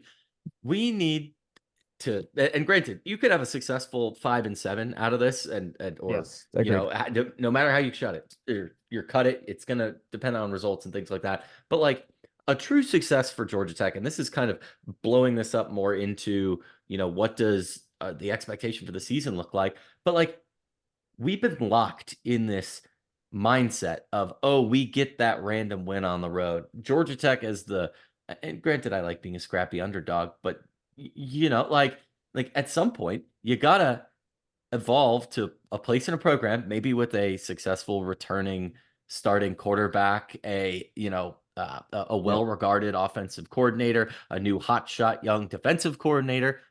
The pieces are there for Georgia Tech to, instead of it being, hey, wow, memes, this team's crazy, what a lot of variance, isn't that nuts, to be, hey, like, take care of business, be better, be more consistent. This team last year lost to Bowling freaking Green and Boston College. Like, Yeah. And then took Georgia it, and then was within a score at the end of the game against the number one team in the country. Against the number one team in the country. The variant, like, to your point, the variance is ridiculous, and you need to reduce the standard deviation. But if you want to build a successful program, yes, recruiting and talent and coaching is super important, but like, you have to succeed, but also succeed in changing your fan base, player, team, students, the people around it, from seeing it as like, oh, this, you can only be a weird curiosity for so long, I think is my point, right? Yeah. Like, oh my gosh, they did that random fun thing. It's like winning is fun too, and like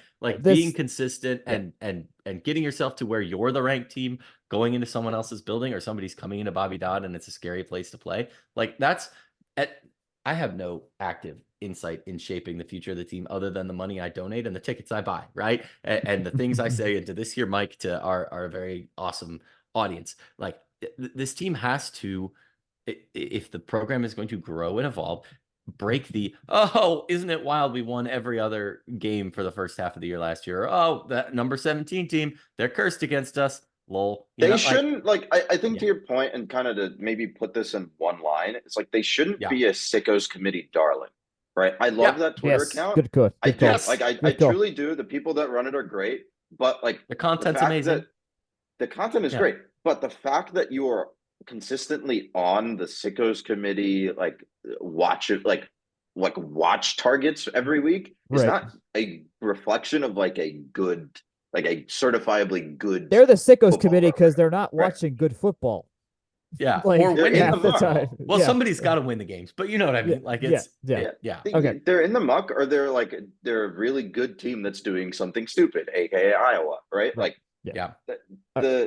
you have to be, and Jake, I think you're saying this basically is like, you have a standard deviation in performance, and part of becoming a better team is reducing that standard deviation or that variance, whichever metric you want to use here, over time, and also setting the average higher and higher, so that bar that goes across your graph or of your standard deviation, that average is higher every year, or like going like that. You can't see this. Podcasting is a visual medium. People buy tickets to be entertained, sure, but losing and going in person to the average fan is not very entertaining. No. So I am eager to us establishing some sort of baseline, because I think they did that in some regard last year, and shoot, just build, baby, build. Like, we're seeing it in recruiting, we're seeing it in vibes and how people are talking about it. Like I said, you could spin 5-7 as a success, but if you're going 6-6, 7-5, 8-4, 9-3, like those are ways to get positive eyes on your program in a way that's not just like, haha, we're a meme. Let me talk about success rates in the context of Florida State here, because this was one of the best the team that should have been the number 4 team in the college football playoff, per I think all of us. And a lot of that was because this defense was so freaking ridiculously good. Their defensive success rate was 14th in the country, second for pass at 33.8%. They lost a lot of guys to the drafts. They have basically a brand new offense with DJ Uiagalelei. They will not have their offensive coordinator, Alex Atkins, at this game for an NCAA violation. So they will have a different play calling arrangement than they would usually have. As we mentioned, our defense is going to look weird, is going to be different as well. So there's a lot of things we just won't know until the game starts. But matchup wise, how are we feeling just about Florida State right now? Because I mean, you can go into analytics there, but as we mentioned, like outside of like our offense, there's not much you can really predict. So really confidently, where are we standing right now with that? I would say it's going to be interesting. Which is a cheat. Honestly, I'm not being particularly. I think a lot of people. I think that's the best answer for a lot of people right now. So I don't think that's a bad way to go. I think if you're going offense on so the way that game on paper, the way that we set up our pages, you have offense versus defense for one side of the teams, and then defense versus offense on the second side on the same page for these game previews. So I'm going to be doing like a little bit of reading off of here and a little bit of editorializing. This is but bear linked. with This me. page is linked on the description, so you can read along with us. Yeah. So the thing that we've been talking about that Tech was really bad at was rush defense, right? Number 11th or 111th by EPA per rush, number 105 by available yards, just defensively in general. And then defensive success was extremely bad. It was 112 overall, 110 specifically for the rush. So like a lot of purple, right? A lot of purple. The things that FSU was really bad at on offense, which to be fair, they were very improved, but the thing that they struggled with was extending drives. At least by the numbers. And I'll explain what I mean by that. They were 101st in terms of third and fourth down success rate and 104th in the actual distance on their third down. So they converted just about 40% of their third and fourth downs, and they did it from an average distance of about 7.5 yards. But from what we remember about that team, Jordan Travis was really good. They had a very good offensive line. So what is the discrepancy, right? That a way that I would put it, and I don't actually have the sample sizes here to compare, is that they never really got into those third and fourth down situations, so that sample size is a lot smaller. And so what you end up with is you're comparing them on when they're in extremely disadvantageous situations. Like 7.5 yards to convert is still a pretty long way. And just to sort of illustrate the difference in those percentiles, we said 7.5 yards for third down distance is ranked 104th in the nation. Tech gave up, or Tech's average offensive third down distance allowed, or third down distance was 6.93, and that was 52nd in the nation, right? So just like a 0.6 of a yard here makes a world of difference in these percentiles. It's not that much, right? It's like a foot basically, or 2 feet basically. So keep that in mind. I think to make this point, and I'm kind of elaborating here, is I think the thing defensively that Tech needs to do is really make sure that they limit how they put FSU into disadvantageous situations offensively, right? It sounds very simple to say, but even at that 7.5 third down distance, Tech has been known to give up a lot of soft completions, right in that medium, that 5 yard to 7 yard range. If you're looking from the line of scrimmage, in that linebacker sort of space, right, the linebacker zone space.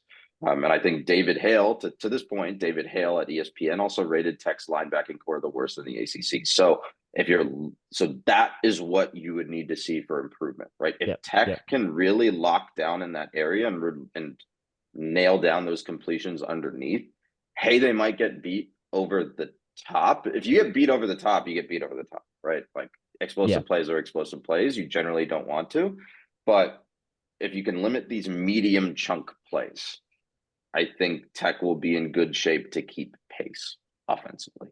Does that seem reasonable? I've got a dumb question. How much do you think that FSU pretty far back, 7.5 yards on third down, is due to them converting very well early? And that's kind of my stuck point.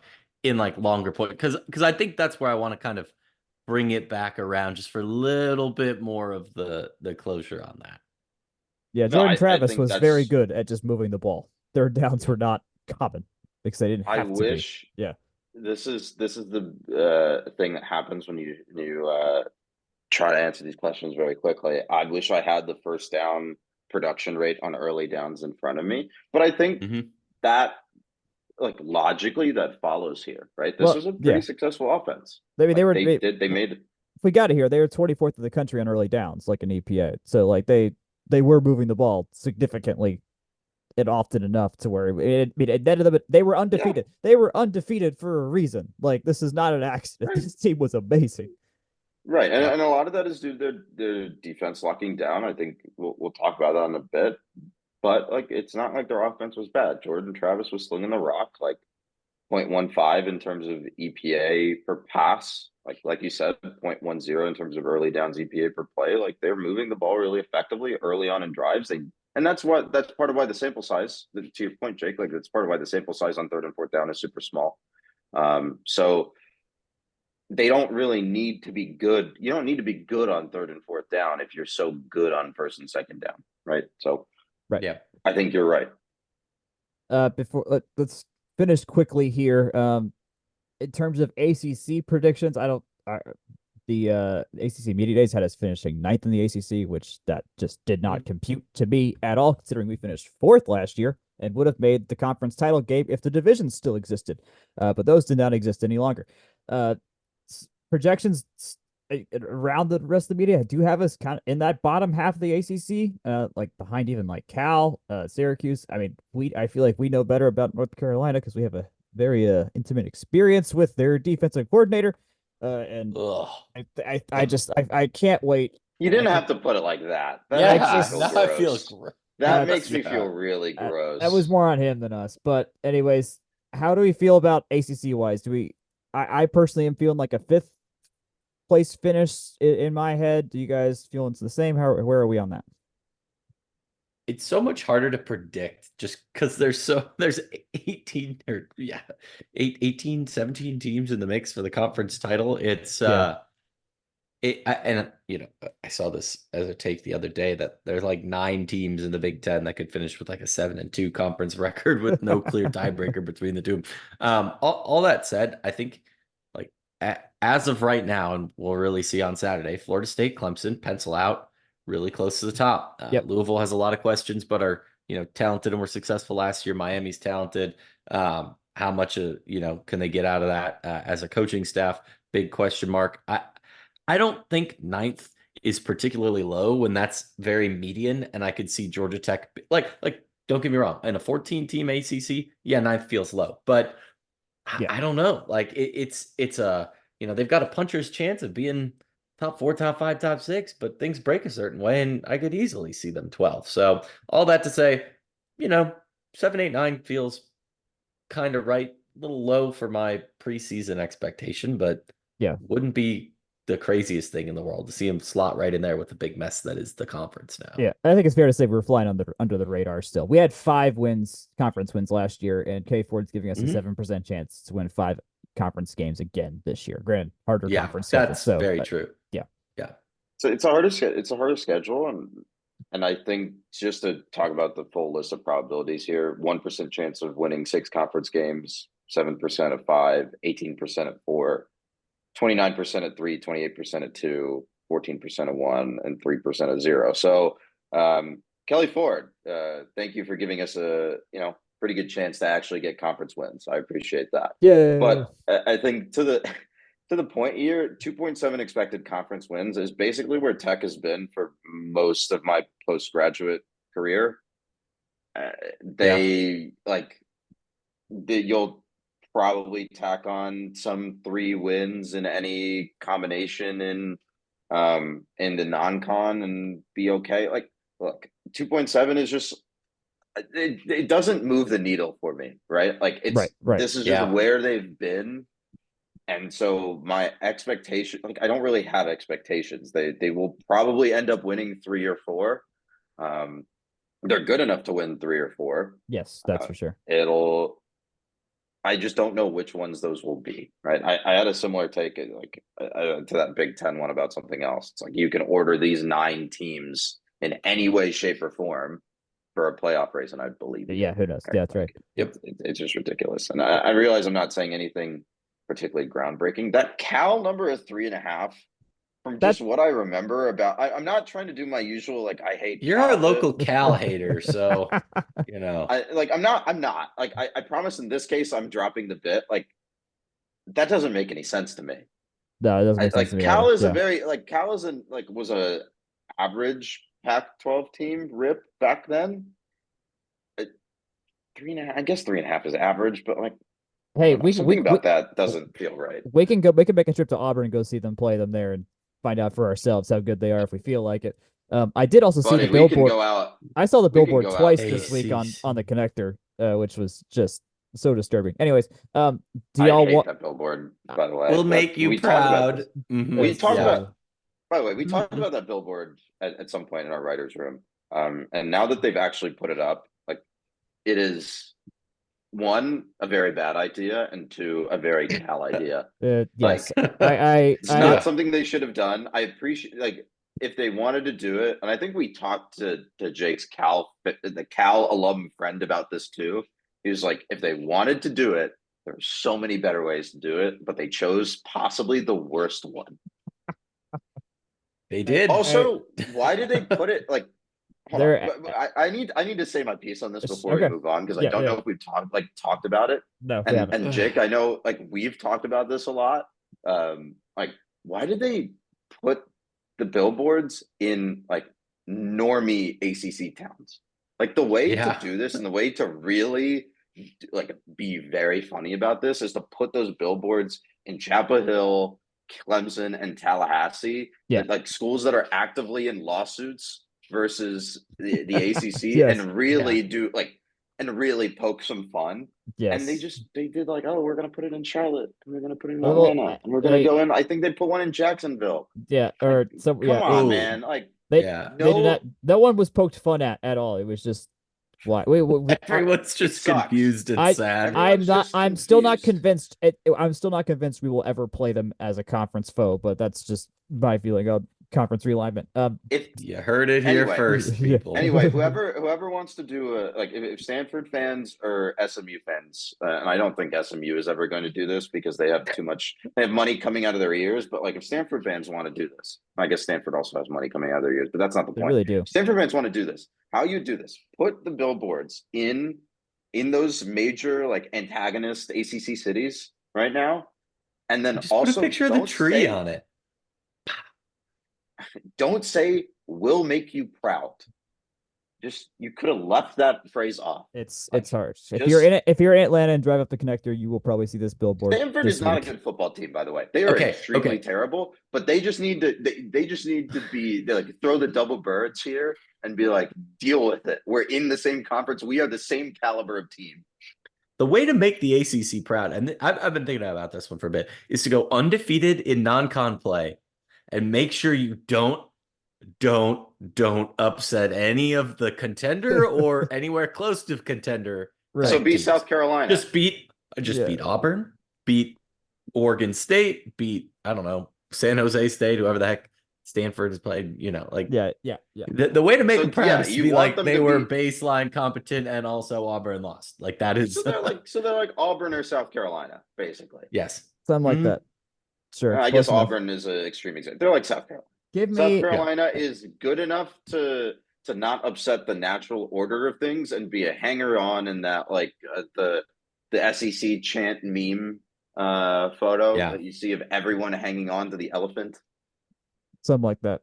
All right, give me. Yep. I mentioned earlier on the pod I'm at 7 wins right now. How many wins would you all put down right now? This is not for money. This is not for nothing. Just right how we're feeling right now. How many wins would you say we're gonna have? I'm gonna go. I can see just firing from the hip. 7, 8, and I could give us a coin flip in another. I think between 7 and 9 is where I see us in the regular season with my current slightly gold colored glasses. Fair. Okay. Cool. Okay, I'm going to be a little bit more data driven about this. That's your The job, current so good. Vegas Insider has Tech's over unders for wins sitting at 5 and 4.5. 4.5 is So bonkers. I'll give you, let's say I'll set it at 4.5 because that's the lowest one of these. You're crazy, I will- man. No, I will set the over under at 4.5. Let me get to Oh. my point. I will go over at 5. Yep. I really think it's going to be difficult, right? Like, I don't want to be like a It will be. No, you're major not wrong. downer. It will be. I don't want to be a major downer, but I just like, I look at the schedule, I look at the projected standings, and the like we've talked about, the defense is still sort of black box. And the other teams that we play are very good, right? Like you would need serious, like UNC, even if Jeff is there, is still fairly good offensively. Like Louisville is effectively like it is the same team. Like Louisville and BT are the same team with better schedules, right? Florida State is still going to be very good.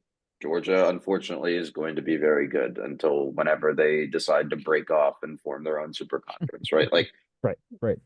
And to our point earlier, the back half of the schedule just ramps, like out of nowhere, just ramps up. You get UNC, and then what? A bye, I think we read off, and then it's Notre Dame, VT, Miami, and which all three, like all of those 5 last teams are going to be ranked. It's going to be a gauntlet to get to the end of the year. All that being said, 5 feels comfortable to North me. Carolina State may not be. You seriously underestimate the amount of quit in Miami in Game 10. NC State, which is just that's a team that can't be predicted. I'm sorry, I know there's numbers for that. We probably have numbers here on hand, but you can't predict NC State. I'm trying to be an optimist here. I'm not. I appreciate the. I believe in if we put to your point, like if we put the range between like 5 and 7, that's probably where they'll fall, right? Yeah. Like, if you put the curve, like no one can see this. Again, podcasting is visual medium, but if you make the curve like this between 5 and 7, right? Like, it's like I think those prediction, like the predictiveness of that kind of falls. It's a right skewed curve with the parabola. That's hump next to 5. Yeah. Like I think that's where it'll end up falling out. I think like Georgia State, they're not doing themselves any favors with scheduling Georgia State, even if Georgia State is going to be bad. Like VMI, yes, sure, fine, whatever. Notre Dame takes up a non-con slot, but is basically an ACC team. Like, it's not.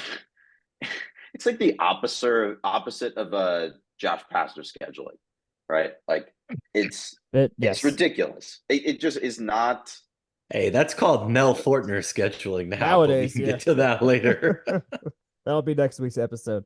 No, I mean one last 5 thing feels good. Okay, 5. All right, so I'm at 7. Jake is in 7. I'll put you at 7.5 because you did mention 8. Give me a 7.5, and then Akshay at 6. I will. I will not. To be fair, just to tie a bow on it. I understand like wanting to be a homer, but I'm like very much so trying. Like if I buy into the hype, like I will get emotionally attached, and I don't want on that narcotic. Right? It's the thing that the people say about the Falcons every year. I don't want to get on that. I have a lot of Justin Simmons thoughts for a show I don't have. My logic is, what's the point of all of this if I'm not slightly excited or optimistic? Exactly. No. Hold on. I have a tweet. And it's been a long time since I've been able to like own up to my thought. All right. That. We got to cut this. Actually, we got to cut this. Yeah. We've gone too far. We've gone too far in this. I'll make one final schedule point as a reason why it's weird and why we have weird days. It's because the Institute has prioritized getting tech in the forefront. Our biggest advertisement as an institute are these nationally televised football games. So getting every opportunity we can to have those is a goal of the Institute right now. And so there is no coincidence that we're playing this Notre Dame game. No coincidence we're going to Ireland. No coincidence Clean Old Fashioned Hate got moved to Friday. Those are things we are generally okay with right now. So that's just explaining why. I'm not trying to make the discussion, but that is a reason why the schedule is kind of weird. To the point, like this is what VT did in the 90s, right? They took every Thursday slot. That was a national ESPN game, and that's why everyone knows who Virginia Tech is and where Blacksburg is and the Enter Sandman stuff. Like considering where we are, reasonable strategy. It's an optimal strategy. It's a necessary move when you're coming from where we're coming from as a program. Yeah, okay, it's fine. My last little bit here, I was at the volleyball gold and white game, which is ironic considering they wear white and blue jerseys and said there's no really any gold anywhere. It was a lot of first team versus second team matchups. Sofia Velez took that starting libero spot with the first teams. It looked really, really solid. Luana Emiliano took the starting setter spot for the most part. I would say looked better than Eloise Suarez in that.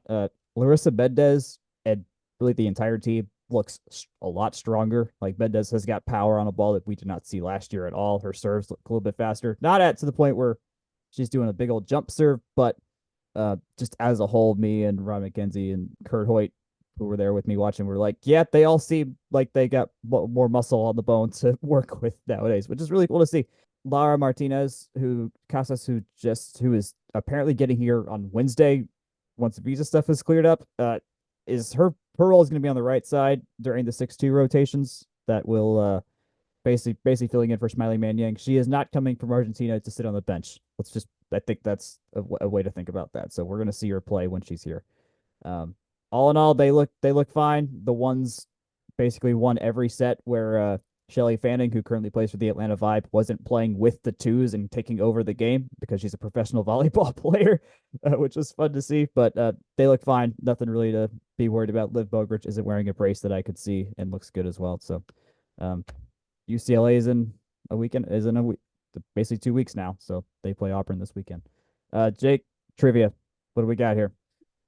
All right. I'm going to ask you guys if you know the most essential fact about the history of Florida State as an institution. Most historical Women fact is- only teachers college for like It the vast was a majority of women's its- only teachers college. Thank Ah. you. That was very quick to get there. Yes, no. Yeah, it was Florida like that State. until like the 70s, wasn't it? Yes, it was. And I'm going to get you the exact year because I realized that I've clicked away from that tab. But all that to say, the Buckman Act of 1905 centralized, if you will, the Florida University public university system into the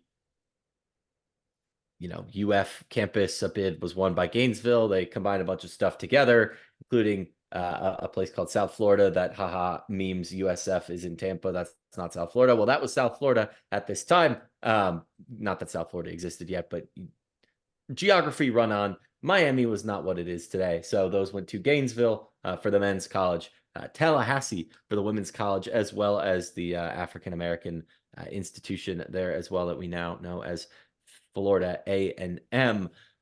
Gents, so all time, knowing that fact, can you tell me the first year that Georgia Tech played Florida State in any sports?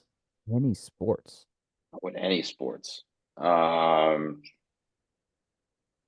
I would hazard a guess that it was in baseball somewhere closer to the 1980s.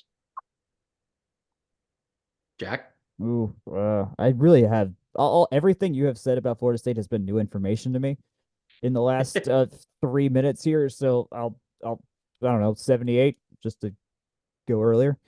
So it was actually the GI Bill that made it coeducational again in 1947. I guess returning soldiers demand for education using the GI Bill. You get the point.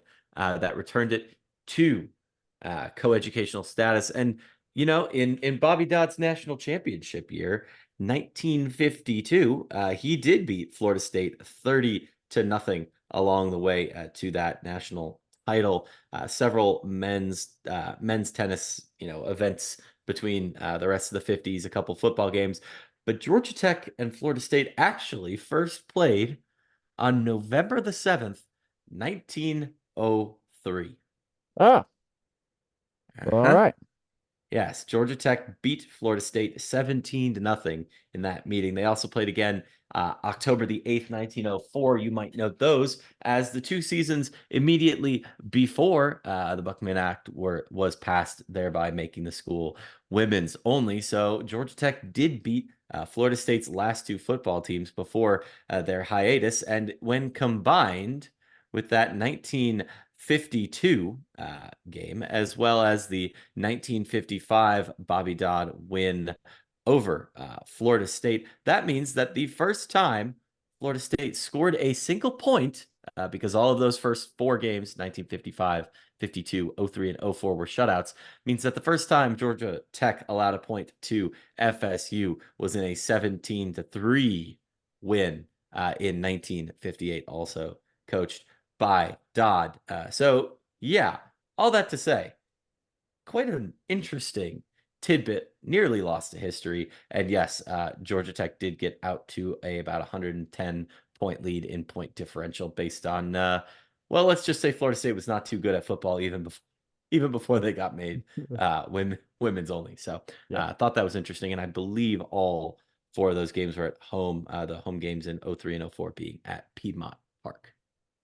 Piedmont Park. What a place. What a place. Uh-huh. I'll be there for something. Double up Bobby Bowden. Or not. Apparently there are a Probably couple don't have to. pythons loose in Piedmont Park.